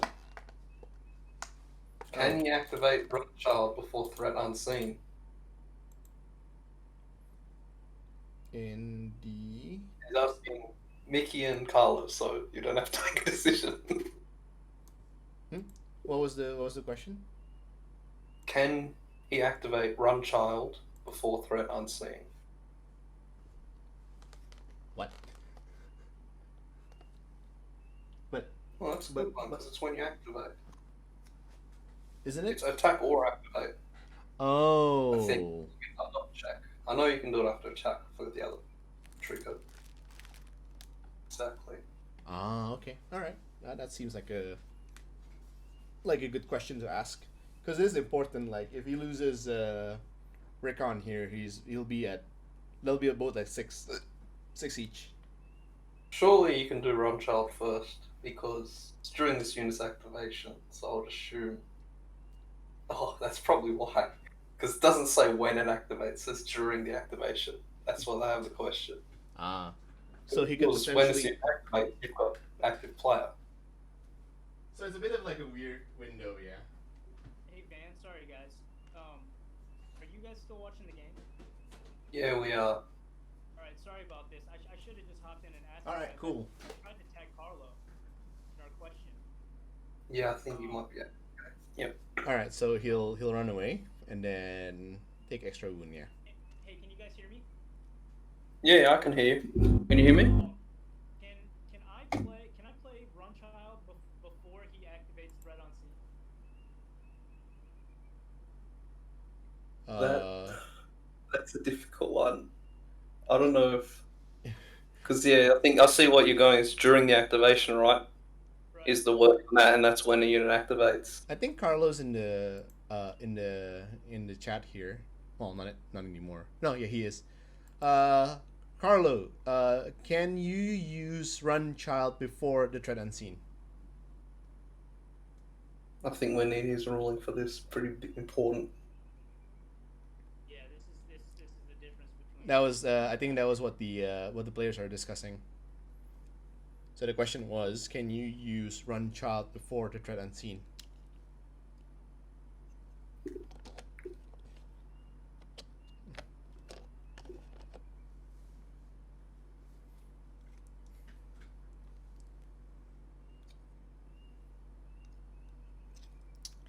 Carlo is still tonking.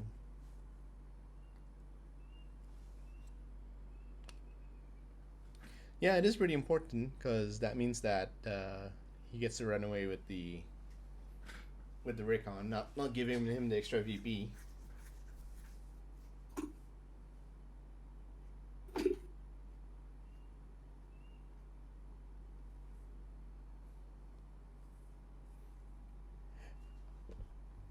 Meanwhile, the chat is silent. That is silent. I mean, I'll give it a couple minutes. Otherwise, I think we're gonna have to roll for it.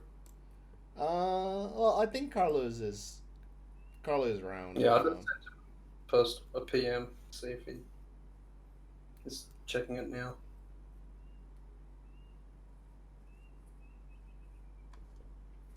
Are you feeling, Chris, nervous?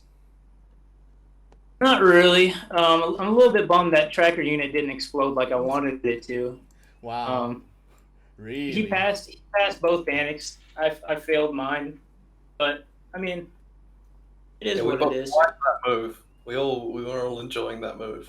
I didn't. I had was to toilet. because I couldn't let them get a double shot next round. So Fair enough. I didn't enjoy it. sorry if it seems a bit boring. No. It was just me because I went for like a quick toilet break, and then when I came back, I see like a unit being charged, and I'm like, well, I guess I just missed that. Well, it's about to get more interesting because I think I have to be aggressive. So Oh, you do you, man. You do you.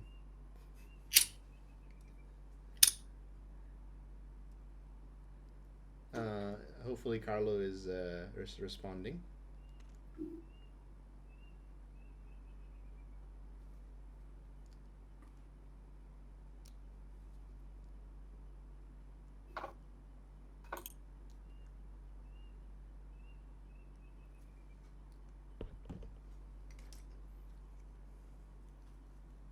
He replied to your PM, Dio? No, not yet. Okay, there we go. He's replying in the chat now.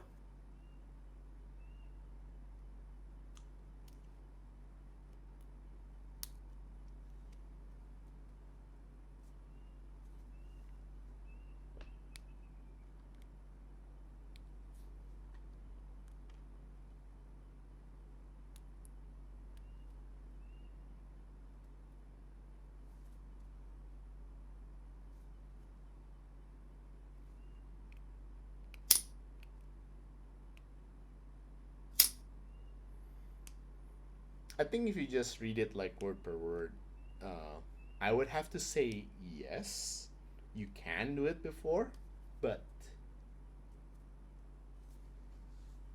I think like the final decision will have to be from Carlo. yeah, he seems to be typing right now in Discord. I see. Okay, cool.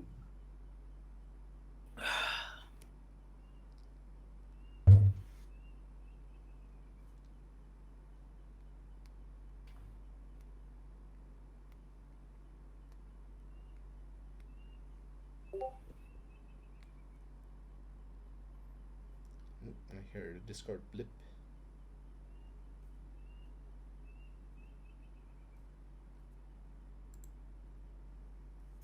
All right, so that's the decision. Cool. All right, thanks, guys.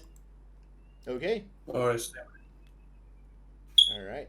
Let's continue back to our regularly scheduled program.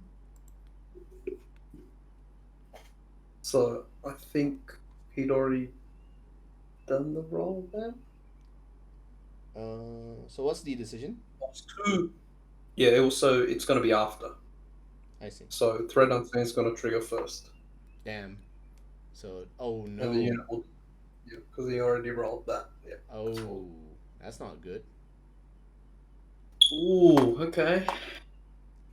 The double tap of like the Howland plus the Tread Unseen. Ouch. Ooh, I guess ouch. that's why Lux doesn't like running them in Bowman. Yeah. Well, I mean, at the same reason that he doesn't like running. Oh, at the same time, Larks is also running like Trinoxman, Yeah, for sure. but like, and also like he's also running the usual 5 points to activation uh, combo. But at the same time, Chris has 3 cards in 4 cards, 5 cards in hand, and Lars has 0. So if it's the time to strike, it's the time to strike. He's just out of the 11 there, or what? About an inch out. So he's not dev impacting him straight up. Uh, Like yeah. he's just got him ready. He might have Swift Advance, though. Well, he doesn't use it. I think the distance is about 12. So it has to be Swift Advance and a Devastating Impact. Yeah, to be able to get a new unit there, but I don't think he has the combo. No. Oh, right, he's got his own mirror in there. Didn't say that. Mm-hmm. We'll get trapped on the way in, but like, wait, isn't that a unit of? Mercs, I think. Stormcrow Mercs. Yeah, nah, it's. I think you just put it in 12. So that when they move, he can trap them. Yep. I mean, yeah, Stormcrow Merc hitting on like 4+ against even like Chronoxman, I don't think it will like do enough damage to kill it.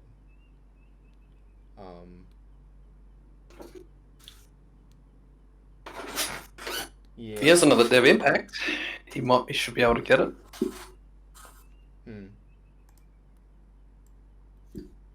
There's a lot of things he needs to do before that sets up. A lot of things need to go right, I guess. So 9 cards in the deck with 5 cards in hand. Things are not looking. I thought that there was a relatively easy game for Chris. Well, okay, sorry, not easy, but like the SOP is there. Like you just need to sort of make sure that. But I guess he didn't drew the card like in time, especially the sort of like the northern. Sorry, Direwolf's Fervor and like the Flateman has no secret. So he took like the full brunt of like the Howland deck basically. The dials that's actually what saved my Bowman unit with Rickon and Osher against Lux is Direwolf's Fervor, and I actually sansed it, so I played it 3 times, and it stopped my unit dying. Yeah, I mean, like imagine if he had like Direwolf's Fervor in that turn, he would have been fine, and OP would have taken like a D3 wound and that sword wouldn't have died. So, but yeah, I mean, it's, again, the nature of like a game with cards. Sometimes you just don't draw the cards. It's alongside with dice games. It's just the nature of the game, really. Like nothing much you can do about it. Except roll better. Yeah, easy. Same with the card. Draw better. Chris doesn't believe in the heart of cards, and you can't lose. Chris didn't watch enough like Yu-Gi-Oh episode before going to this matchup, so it's his fault, really. Yeah. Still wearing his Millennium puzzle around his chest. I'm calling on Yummy Chris. He didn't watch enough like Yu-Gi-Oh episode, so he's now regretting it. It's like, damn. And like I think like part of the reason is also didn't like change the dice. He's using like the Stark default dice. That's a big no. Yeah, Larks is using them too though. Yeah, but like seem to be working out for him. But Chris has his own like his own like dice. Like he got the Sunday Slaughter dice. So true. Not wrapping his own brand. Yeah, in theory that should have been better. at rolling dices. Yeah. But nah, he just chooses like the generic start dice and he gets punished for it. Yeah, dice gods aren't usually happy with that sort of thing. It's like rolling someone else's dice. Oh man, that's such a BM.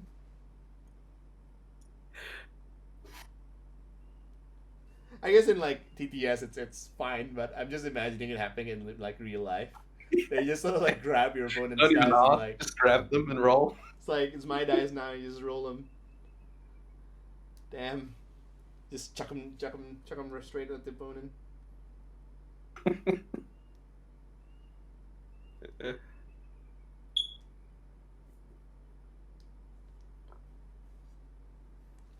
All right, yeah. So Chris has no choice but to make some plays here. Like I don't think he can sit back now and like just chill, because if he does that, comes round 6, he'll lose because of like the points on board. Points on board, won't he? Yeah. At the same time, though, he doesn't have to worry about like threat unseen anymore, because boat has been used. Yes, but does still have to worry about the traps on summer. The what? The traps, Crannock traps, right? He's only played one. Ah, yes. Oh, Or sorry. has he played two? No, he used both traps. Oh, did he? Okay. My bad. Well, actually, I hold thought the on. whole time he only played one. Hold on. I think you might be right. Yeah. Oh, you're right. Only one. Unless it's in Oh. that hidden pile of it. Oh, is it like? Are you talking about Buck Devil Ambush? Sorry, yeah, that's the one I meant. I said the wrong card. Yeah, Bog Devil Ambush. Yeah, no, I can't look at it. Yeah. But Larks card Get seems. out you. Yeah, go for it. I was just gonna say, get out your Millennium Eye then. Just look through his deck real quick. It's called the non-spectator function there. Technology. Yeah. Game Master? I think like I believe that there was like an unofficial agreement with everyone that we just don't like activate that feature. Yeah. I think it's fair. Yeah. It's more exciting, I think, anyway. Oh, we see some action happening. Did Chris try to like do a 4+ charge and then failed? Oh, oh my god, that's... Oh no, he succeeded actually. Because of morale of 3. What the hell? Did he just literally like aim for a 4+ charge and then just failed? Looks like it. Oh man. And what, did he play Winter is Coming? Because he's got one less card. But Winter is coming on like a successful charge. I think it's Winter is coming. Yeah, it is but I Winter's think you Coming. still have to play it at Declaration. Oh when shit, you you're do- right. Yeah, it is on declaration of charge. Yep. You're right. So he did it for the traps Oh, and to nullify the traps. Yeah. and the shield wall. Damn. Oh man. Well, that's not good. That is absolutely Let's not get- good. Oh well. Yeah, that okay. Rick, that unit, Sworn Swords with Brodor in there. That's pretty deadly to Berserkers. 6-up save unit there with the flank. Yep. Crit blow and an extra D3. You could blow up that unit quite easily if he gets enough hits. And I think like if this doesn't work for Chris, I think he's just gonna get collapsed here. Man, Larks, Yeah, for sure. like I really admire like Lark's patience in this game. Like he lost a dog early enough. He kept it cool, and just like slowly and inexorably move forward, taking like Yeah. little bits and pieces, like giving like threats. I mean, yeah, I would reckon, in theory, right? Even if Run Child is after panic, right? After being attacked, right? After being attacked or No. during the unit's Yeah, activation. exactly. Like I reckon even if you get double tapped by the Chronoxman, you can Run Child in like after the first attack has been declared. So it's like Yeah. like so he'll lose one unit, the bowman, but then he will Larks will have a stranded like Carnoxman in like Chris's line, Yes. and then he basically then just trades it with like a sworn sword, and then we're back to square one. So, but now the way things are, like Chris sort of just moved ahead and like sort of sacrificed that unit of sworn sword, did not achieve the objective, and now he's getting punished for it. So now we're seeing like what he did earlier is punishing him, because now that means like the activation is now lost, and he's now has have less unit. And with the way the board states are, I think like Larks just need to do nothing, and he's just going to win the game.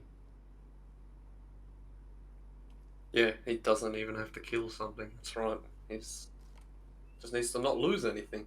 Yeah, which, well, I mean, Chris is obviously aiming for like the Cranoxmen in the middle, but they're protected by like the Outriders on the left. Right now we're seeing round 5. Large At the same time, he's threatening the flank of that Recon Osher unit. That could be the other choice, because that's 2 points. Well, it depends on. Okay, so Chris is discarding like everything except 1 here. Yeah, what did he discard? He discarded Northern Ferocity, Winter is Coming, and Sudden Charge. Really? Ooh. Okay. Really? Sudden Charge? Yeah, well, if he does want that flank on the Recon unit, he wants Swift and Devastating, probably. Yeah, but like, he just also needs like volumes of attacks too, no? Yeah, but Swift and Devastating into the flank with a crit blow unit is probably enough. We'll see. So now we're seeing there we Holland go. being activated. Well, I think it's fine, man. Has no secrets. Oh, finally! Finally! Oh, We see Okay. something being discarded. It's not a Howland card. It's a Sudden Charge. So, And then what other cards? the 2 Sudden Charge and a Direwolf Fervor. I guess we see a Sudden Yeah. Charge now. Yep. And I believe that's game. Like getting like a free Sudden Charge. Yeah. And a Sudden Charge. Ouch. Hey, Winter is Coming? No, sorry. no, that was Fervor's last card. Oh, disordered. Is he still gonna use Brodor? Is he still gonna hold the door? Probably mean- not. I mean, it's a free D3 hit, right? It's not. Oh, you mean like he's using the mini feat? Probably not. Yeah, probably save. Well, yeah, save it for the other unit, I guess. There's some choice. I mean, like, the Tully Shield will be charging from the front. I mean, even though they're called a Tully Shield, they still like punch pretty decently. Yeah, 7 dice on 3s. Best Yeah. defense. One of the most offensive defense units for 6 points. It's a- Unsullied Piper 9 or 8. I forgot. So now we're He seeing only loses 1 to Stark Fury. easiest Star Fury of my life. Okay. That's it. It's 6 not hits, too many hits. 7 hits, not too bad. Saving on 6. Still, yeah, okay. Still 7 saves on 6s though, yeah. No, he saved 2 of them. It's not too bad. That's like only 1 rank down. Ooh, with the Direwolf Fervor though, like he also has like a chance to like D3 wound him. Ooh, that one like made me nervous. Yeah. Oh man, that one like made me like nervous. Close. All right. Now, What? did he get his Swift and Dev?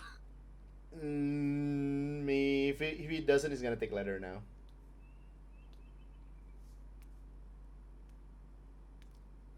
I can also see the play of like Waldering as well.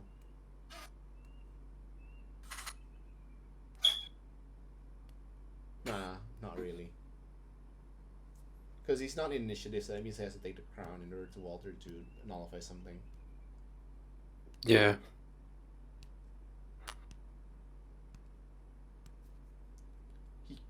Uh, I say this now in retrospect of seeing what's happened, but maybe the Ramsey was the choice, the explosive army, and also, like, because I think what's his name, Howland, plays better control than Roos in this matchup. well, we could attribute that to like basically a couple of things. Like Chris did not get the cars on time, and the Yeah. other part is that the Ramsey in general just has that like turns where you just melt the opponent, right? Yeah, but this I think that I would really like to see that start of round. Yeah. No, Attack. that's like a very busted card. Like start around, you get a free attack, you get a free reroll if it's like a Bolton unit. And Yeah, and and whoever you're putting Ramsey in is getting that right. yeah, and the fact that whenever Ramsey activates, you also like give out one extra VP is also very important.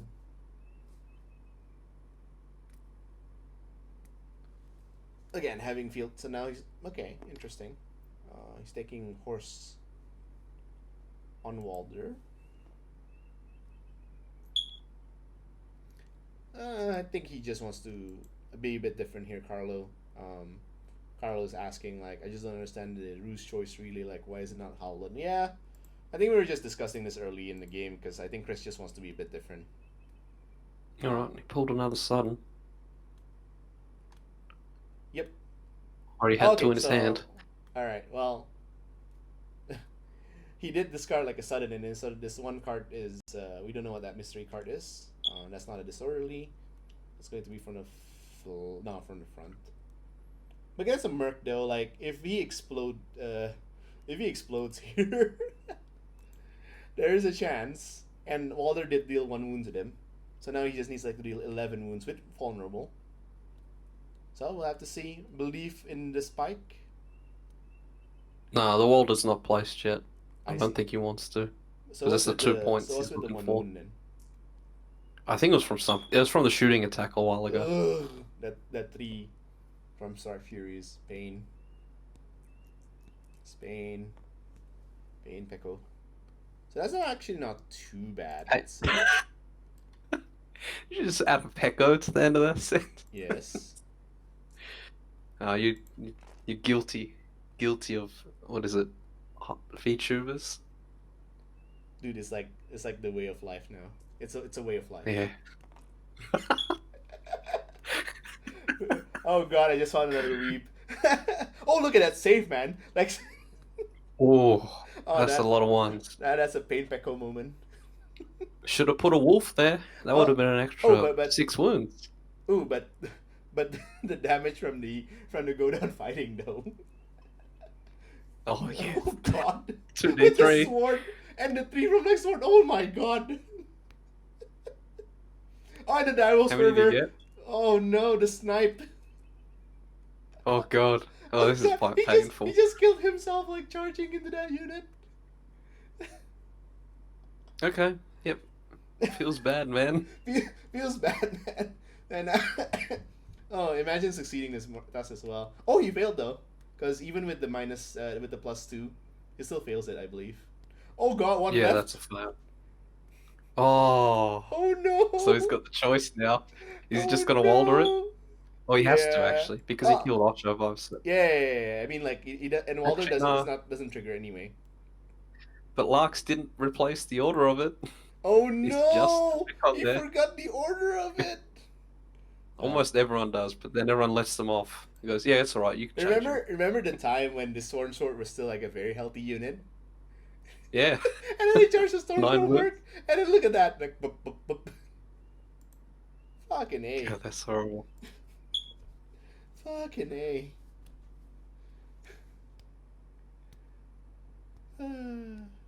So what's he gonna do with the Walder? I mean, no choice. He has to kill it. Hey guys, Yeah. did Rickon and Ocha's unit already have 2 wounds on him or 1?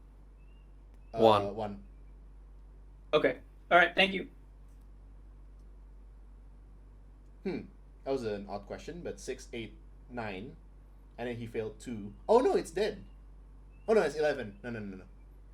6, 8, 9, and then 2, 11. No, 12. That's dead. Yeah, do you take 6 wounds? We 1, see 2, the 3, save, 4, 5, right? 6. Oh no, it saves on a 4 plus. No. It's Yeah. okay. Yeah. Yeah. So 1 left.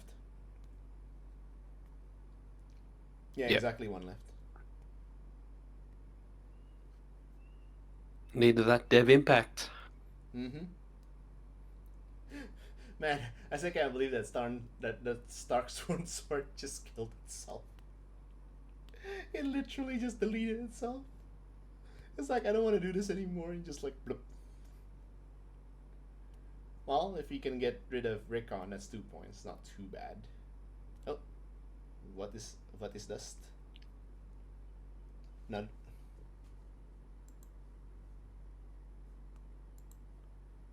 What do you play? Another secrets? No? Oh? Took it back? Yeah, he took it back. I saw like a. Okay. Is he gonna heal? But we haven't seen the Walder like. If he doesn't heal, he gets crowned. But we haven't seen the Walder activates, right? Oh yeah, I think it's just coming down. Yep. He's just gonna. Yeah, he's just gonna snipe Rickon. Ooh, okay. Interesting. I mean, that just confirms the 2 points, right? Like yeah, for sure. I wonder if I would have left it. Well, no, it's only 1 point, not 2. Because he's gonna turn. Oh, no, it's not. It is Still gonna kill it. points. Yeah, he's not Yeah. first player, of course. Yeah. Yeah, 2 Exactly. points. He's not the first Of course. player. Why wouldn't you do that? Yeah. So I think if That always mixes me up when I'm first player or not with Walder. yeah, it's like, yes, I sniped it. Oh shit, I didn't get the extra VP. Ba-da-ba-ba-da-ba. But oh wait, I wasn't first. Yeah. Yep. 2 points. Unless he's gonna do the old switcheroo. Oh, actually, well, he wasn't there. He was the second guy. I think Lars just realized that maybe I should have switched the order before the game starts. Yeah. Well, he's regretting it And now. you know, I see. I think he's. it's not. It's not that hard. It's just one thing to do before the game. Nah, I think Just get in the Lars habit. is regretting it right now. It's like, oh shit. Oh well. I mean, I'm not sure what's the it point looks of... like they're going to be having a discussion about that right now. Oh, Considering the units no. are just disappearing. There's nothing. He's got no cars. No decisions to make. No, I think like the decision was literally that. I think like Lars literally forget to swap the order of Oshai and Rickon. So he's like arguing whether he gets the extra D3. Or maybe it's after he got attacked. He wants to swap it. Oh, but he can't. There's no Osha, No. so he can't actually swap it. Yeah. Yeah, Oshai died on the attack, right? So the window is closed. Yep. So yeah, I think it's just quite clear. Yep. There you go. Hmm. Nice. So I reckon if Chris could just like survive the 2 rounds of attack here. Oh, and that Sworn Sword has not Yeah. activated yet. No. Oh, well. Okay. Yeah. Okay. Suddenly it's a swing back, but he needs to take bags, get those workers up. I mean, if that Sworn Sword activates, he'll get trapped, right? So. Ah, sorry, that's Surge Fort. Yeah, if they Surge his fort or if they do like a charge, they get trapped.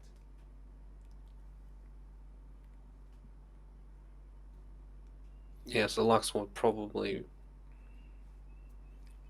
I think like denying the probably money is. kill that unit. I think he would like to kill it with a crown zap, or at the very least, yeah. I think like. Oh, what's happening?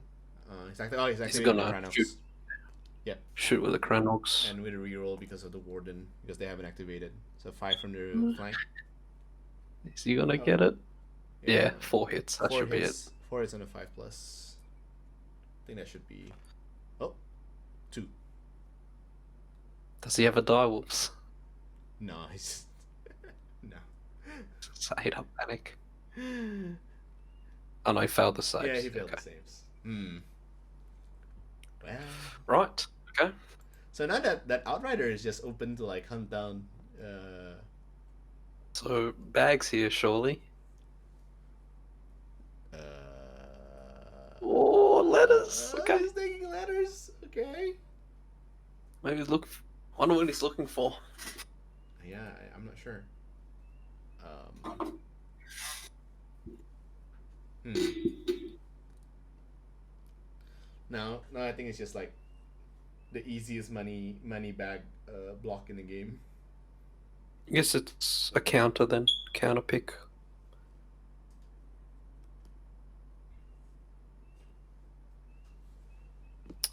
This is a very close game. Yeah, I'm surprised at how close it is. Like, You know, we've had a few really close ones now. It's been well, this one, my one, and Rossi versus MOD. Zero talk. hmm. I think it's again, it's a testament of like I guess the quality of like all the players in the finals. Yeah. Playing very clean games, and also like I guess highlighting the two differences between each of the region, so to speak.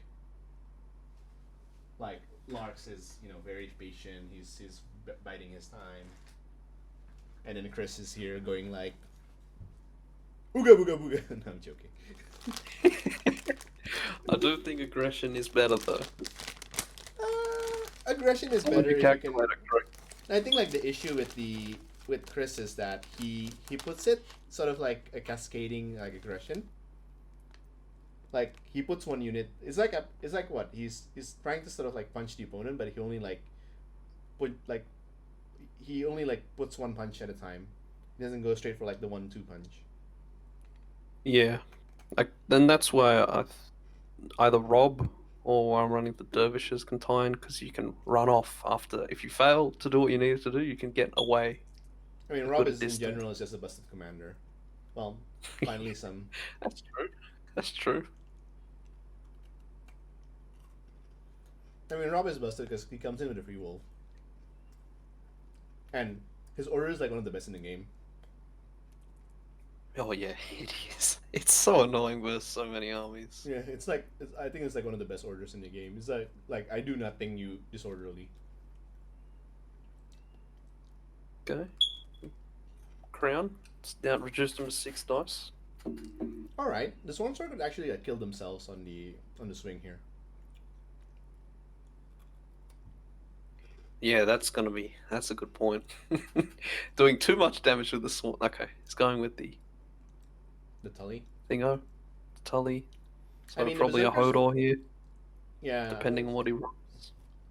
But the Probably thing is, still Hodor. the thing is, if he Hodors, he'll lose the extra damage dealt to the Swarm.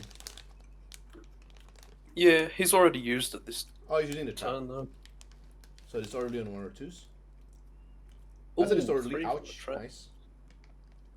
Still Yeah, 7 dice see though. the it's disorderly, so maybe he doesn't want a Hodor. Hmm. I think I still would. Oh no, I mean, 7 dice won't kill it. yeah. But it'll bring it low enough for the Sworn Swords. Yeah, but like then he activates and kills the Swarm Sword.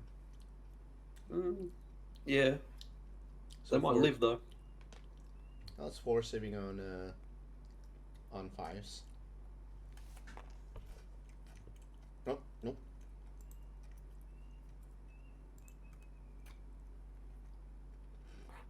Would have wanted at least one of those. Ooh, is that a Direwolf River? Yes. It's auto pass panic. Oh, yep. One up morale.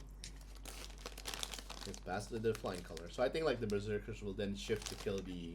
Zero. Meta. Yeah. Even roll. He's still roll. It is a 4+ to hit Berserkers though. Yes, yeah, the Howlands there. That makes it even harder then. Hmm. It's not like you can retreat He's using a cart. on him. Northern. What do you go with? Northern Ferocity? Yep. Vicious. Okay, yep. That definitely helps. Mhm. This is going to be on a 7 up morale then. Oh god, look at that 2-hit dice. Only 4 hits. Ooh, Oh, and that doesn't look good. that's not good. That's not good. Ah, But and he can't die. bringing them down that extra rank is nice too. Yeah, but they can't die from an attack though. No. And now that he gets a free Stark Fury. Yeah, but this is the worst Stark Fury.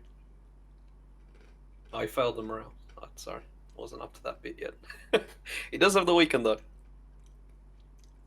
It's 4 dice on. 5 dice weekend. I think he can live. He's got a very good chance of surviving this. Mm-hmm.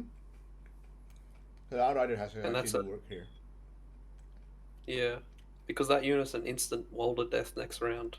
So he's actually going to 9 next round. Next round is. Chris is first, so he can insta Walder it. Okay, that's a lot of 6s. You're gonna pop Oh. the weekend. Lucky the weekend's there. Changing position. Yeah. Yeah, just get it away from the trappers. There's almost the time to consider not rolling the other 2 hits. Okay. That's 4 hits. He can actually survive I'll this. do- I said can. Oh, You oh just need no! 1 6s. Oh no! Alright, I think that's game. Well, not really, no. Not yet though. It's You not yet still a game. Walder. Yeah. You can still Walder. He needs to Walder plus heal the dock, right? Yeah, next round. I think like Larks will just have to like move the Outriders and just like march straight to the dock. Coming straight for summer. Yeah. Yeah. And then like Chris can then activate the dog and just run away again. Yeah, the dog hasn't even activated yet, has he? No. No, that dog can just run off. No, he hasn't. Yeah, the dog just run off to the other corner and just fuck off. 18 inches that way, basically. I don't know why Larks bothering. Yeah, I guess.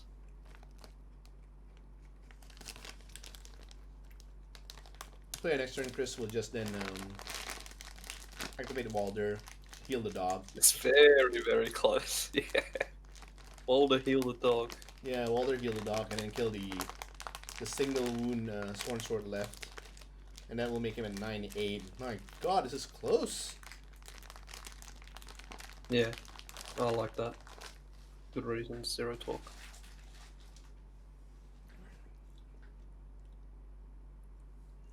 This is actually super close. I like it. I would too, but I can't play Unsullied at 1.6. Just instantly lose.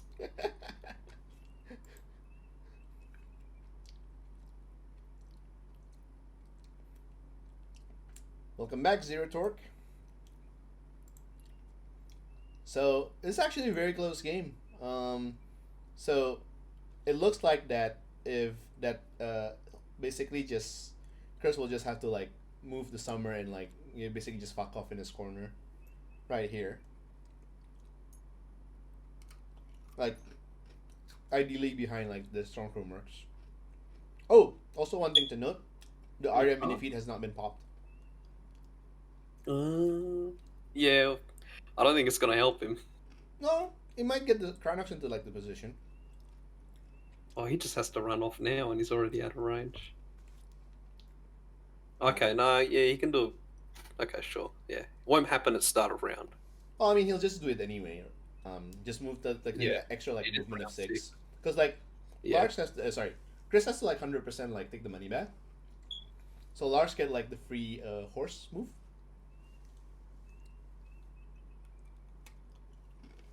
How many trap wounds? 1. Nice. Chris is first next turn. Yep. So it should be a healed dog and a dead Yeah, sworn sword. heal dog and kill Okay. the Sworn Sword. And then So it's all about keeping one unit alive. against. Well, actually, it needs to be both. It is super close. I think like it has to be just a YOLO charge. I think both sudden charge is gone. I believe. From Lark. Yeah, from both players. Multiple players, yeah. Yeah. But there's probably one bog. There could be one bog devil ambush left. I'm not sure if I'm not sure if Larks has played both. No, he Devil might Ambush. be able. He needs to keep one. But yeah, he might be able to. He He's might. not that close. I mean, Like those. so this is what I foresee will happen next round. Take money with Mulder, kill that. Heal the dog, and then Lars will take the horse, move. Yep. Take letter, give weaken to whoever. Has Larks used double devastating impact yet? You can check. That one's actually like open. It's a big one actually, because that's an instant dog death if he hasn't, and he pulls it. Which is He's only used one. There's one more. okay. I'm pretty sure he'll get it then. No, there's two. There's two. It's underneath the sudden charge card. Oh. So yeah, that's yeah, important. yeah. He used both. Yep. So he can't instant kill the dog. He has to roll for it. He's only gonna get one charge with a weakened. Easy. You've done 3 up saves on a 2 wound model there, Mickey. Worked out pretty well for your bear, and he took less than 8. He took more than 8 hits. You passed every single save.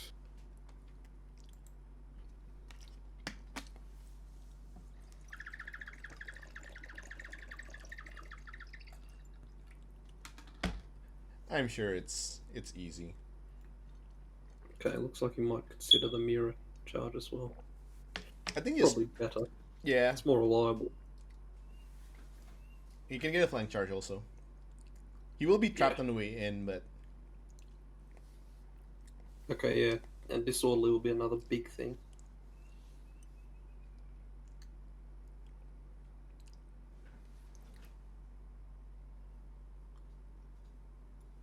Yep, so he's in range of both automatically. then he has options to like go for like either the dog or for Mira.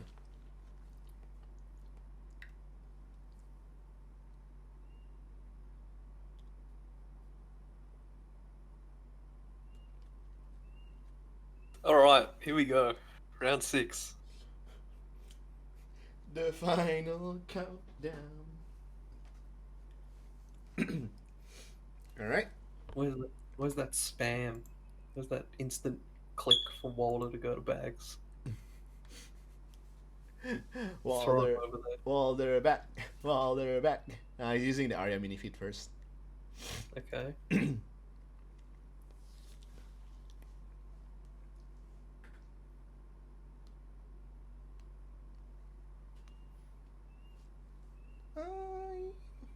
He's probably gonna use it to move the shield closer, I would reckon. I overlooked the Walder too.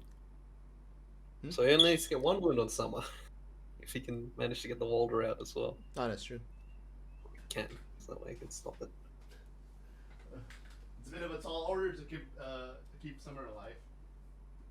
Yeah, it is.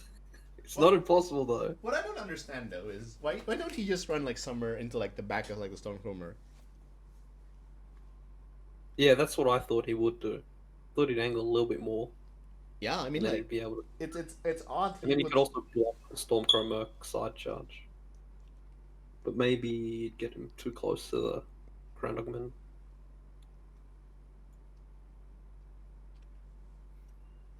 Okay, yep, he's gonna do it with the Tullies.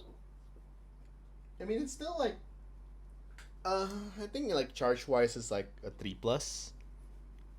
I would say. Yes. Look great. It's not bad. With like 7 dice, with like Stormcromer's victim stats. Does look like though it'll be essentially the Wardens are out of the game. I don't think they're gonna get anywhere. Alternatively, Waldering the Mira could be like also a thing. Yeah, but he's not gonna go up the point though. That's true.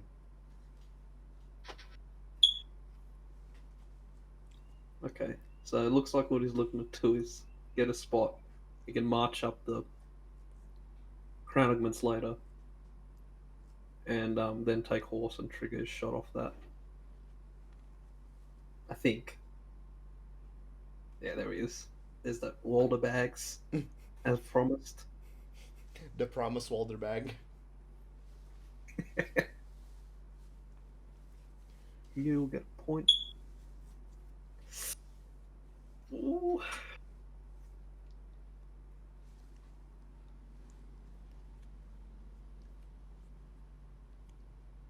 Oh, and then he uses Secrets. the secrets. Is he gonna get rid of the trap? Did he pull the Bog Devil ambush? Nope. It's Winter Okay. Swift. Oh, he's gonna get. Oh yeah, the Bog Devil ambush. And the Swift advance. Surely. Oh, surely it's the Bog Devil ambush. I mean, like 100% is the Bog, but Swift advance, man. Swift, yeah. I mean, yeah, no, just take the Bog, like yeah, I think it's the Bog. yeah. And yeah, Lars has 0 cards in hand. He has 2 cards in hand and like 0 cards in library.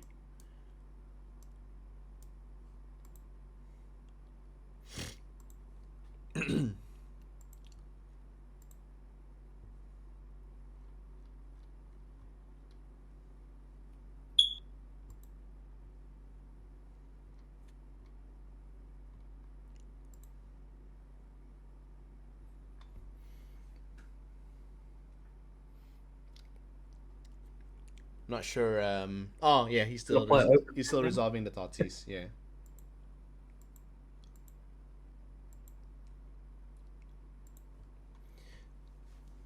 I think the game will finish in 3 hours. I think. Good time. Good time. Yeah, for the stream at least, it was half an hour for them already, right? Or something like that. Sorry, half an hour. They'd already been playing for like half an hour or something, right? Oh yeah, that's The true. stream Yeah, that's started. true. That's true. I did miss like basically like the first half of like the first. I missed like deployment and like the map setup, etc. At least Yeah. from Steam perspective. Stream perspective is fine, but yeah, these players have played a bit longer than that. Okay. Takes the. Yeah, there's the vulnerable. Mm-hmm. That's. Alright. Alright.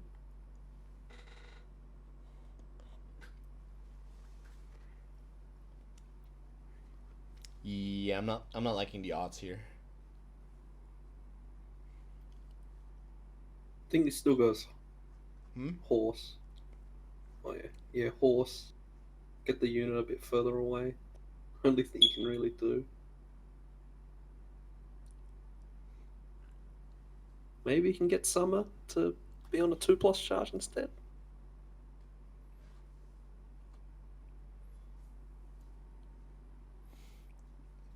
Uh,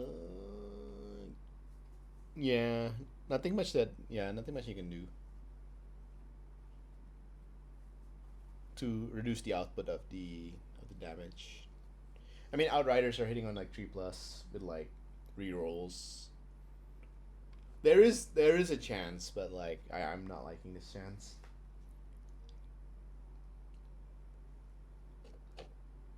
But I've seen weirder things, so.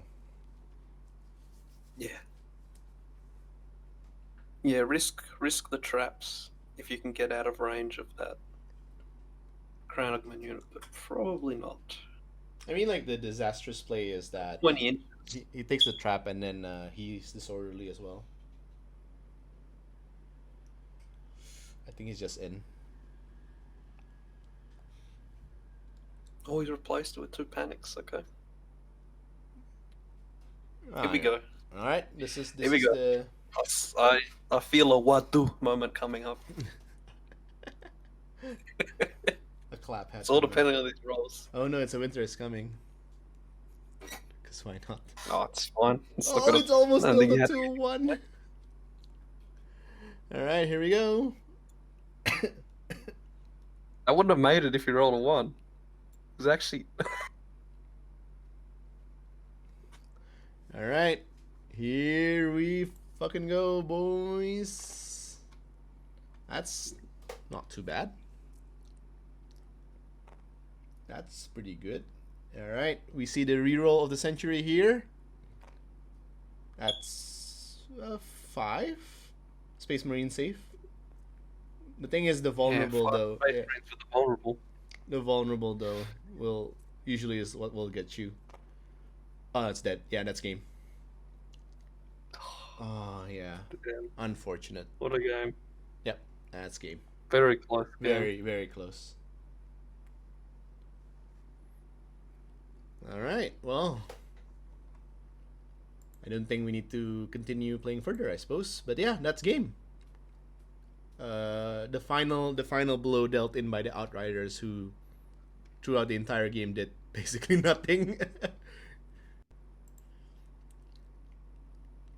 Looking back though, that Outrider charge was pretty far. It was like a 3 or 4. Yeah, it was. You probably could have made it a 5 if he took the horse and moved himself away. I'll have to double check how far it was. I might just... Yeah, when it comes up later, I'll rewatch that because it was. No, no, it was. It was. I think it was. It wasn't an auto charge. No, I think it was odd that he decides to like retreat back into like this corner instead of like being here. Like.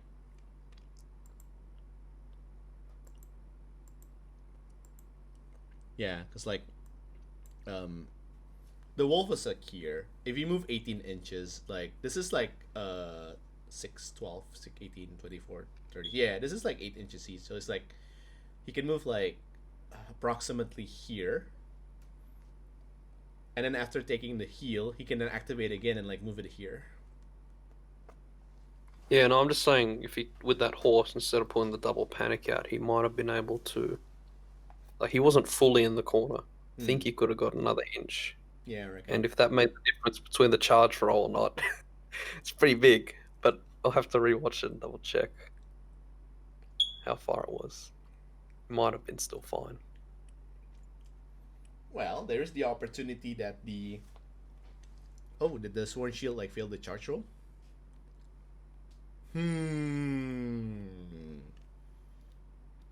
This is a tonking moment. Oh no, he made it.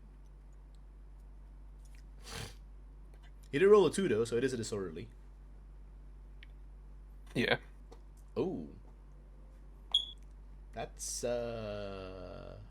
only 3. Nah, but even if he kills the shield here, like nothing will happen. Nah, yeah, he can't. Unfortunately. Yeah. Catch up. No, that's a very good like armor save, but I don't think he. Yeah. Should have rolled that for the dog. Yep. Twice. Easy. Just gotta roll it like Mickey. It's Yeah. a new movie coming out. That's a 4 hit. Block D3.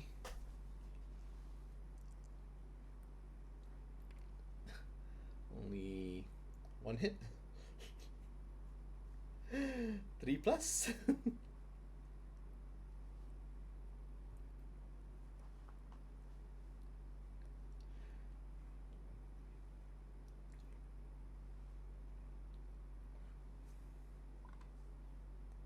Yep, and yep, I believe that's they're done. So let's continue on to the next group, and let's chat with these guys.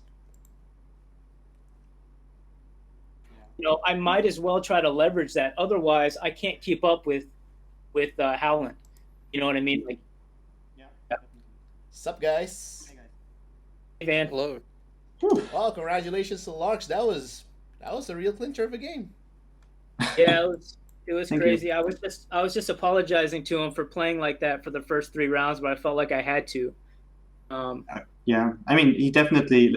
I answered him, and by the way, GG definitely to Chris. He had a great strategy, and it was absolutely the right thing to do because, as he pointed out, I had probably the superior field presence, but he had definitely the superior NCU loadout. And in this game mode, this can make up for strategy. So yeah, well done. Yeah, well done. So I'll probably think about what I could have done this last round. I don't know if my positioning on the Stormcrow Mercs and the Wolf was a smart thing to do. With your Outriders moving that fast, I felt like there's no way I can get away. So, yeah, at least I made it a good game. towards the end there. Yeah, so I guess I'll start with Chris first. That was definitely an entertaining game. Thanks guys for letting me stream it. It was an interesting experience. I think like there was a few exciting moments in the game, like rolling the 3+ to see if Barrett's success. Yeah, for sure. Like when Chris Mm. decided to charge the Kranoxman. That was also exciting. Hmm. But without taking away from like both of you, I think that game was masterfully played. Also highlights like Yeah. I guess the two regions. NA is very sort of aggressive, and EU is sort of very patient and very sort of waiting for the time to move in and etc. So yeah, any closing thoughts from any of you guys? We can start with Chris first. Yeah, I mean, I felt like I couldn't make any mistakes. I know how good Larks is. He's so familiar with this army, and I got outplayed at the end. I feel like nothing against this list. I feel like because I had Varus, I thought that I had the upper hand. Unfortunately, I don't think I was aggressive enough towards the mid game to come in, because once I lost tempo when he killed Rickon and Osha, I had to start making moves, and unfortunately, I think it was a little too late for that. And then that one play on the Kranog Trappers, I felt like if I could one-shot them, I felt like that would be the game. But you never know. Yeah, Larks is a tremendous player, and I think this game is a testament to that. Well, again, congratulations, Chris. You made it this far. Again, Thank you. congrats. Nothing to take away from you. I think masterfully played. It was a good sayonara for 1.6. Playing with the two commanders that you love. Yeah, no doubt. All right, let's go on to Larks. What are your closing thoughts on the game? I mean, I'm just in the middle of the thought process actually, so bear on me if I need 1 minute. It's like I feel the game was kind of strange because I had to be like really patient. I think if I have one thing going for me as a player, it is patience. But this game really stressed it far, and also the card draw was really weird on my part, since like my last two cards were both swift advances, and I really in addition to that, I really had to wait for the cards, and to be fair, like Chris had some bad dice luck on all the D3s. His swords like were really hurting themselves, which made it easy to react to his Right. aggression. And I felt like I made some, I might as well say mistakes in the positioning game early on. I wanted to get the trackers from over here, and then I might as well have a better plan for it, since there was kind of a mess here in the mid. But well done. Very, very interesting game. Thanks to Chris. Great player, great guy. And all the best. Yeah, same to you, man. Thank you so much. All right, we'll be seeing you in the round of 8 then, and Larks. Again, congratulations for the game. Thanks again for having me stream your games. Have a good day to both of you. See you guys very soon. Yeah. Bye-bye. Thanks for Hey, thanks, streaming it. man. Yeah, see you guys. And of course, to those watching the stream, again, thank you very much for sticking with us until the very end.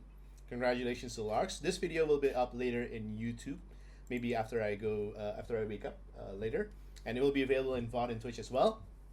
If you guys haven't subscribed to War Games and ID, it's on YouTube. Just search up War Games and ID. If you guys haven't followed this Twitch, please follow so that you can know like when we're streaming next.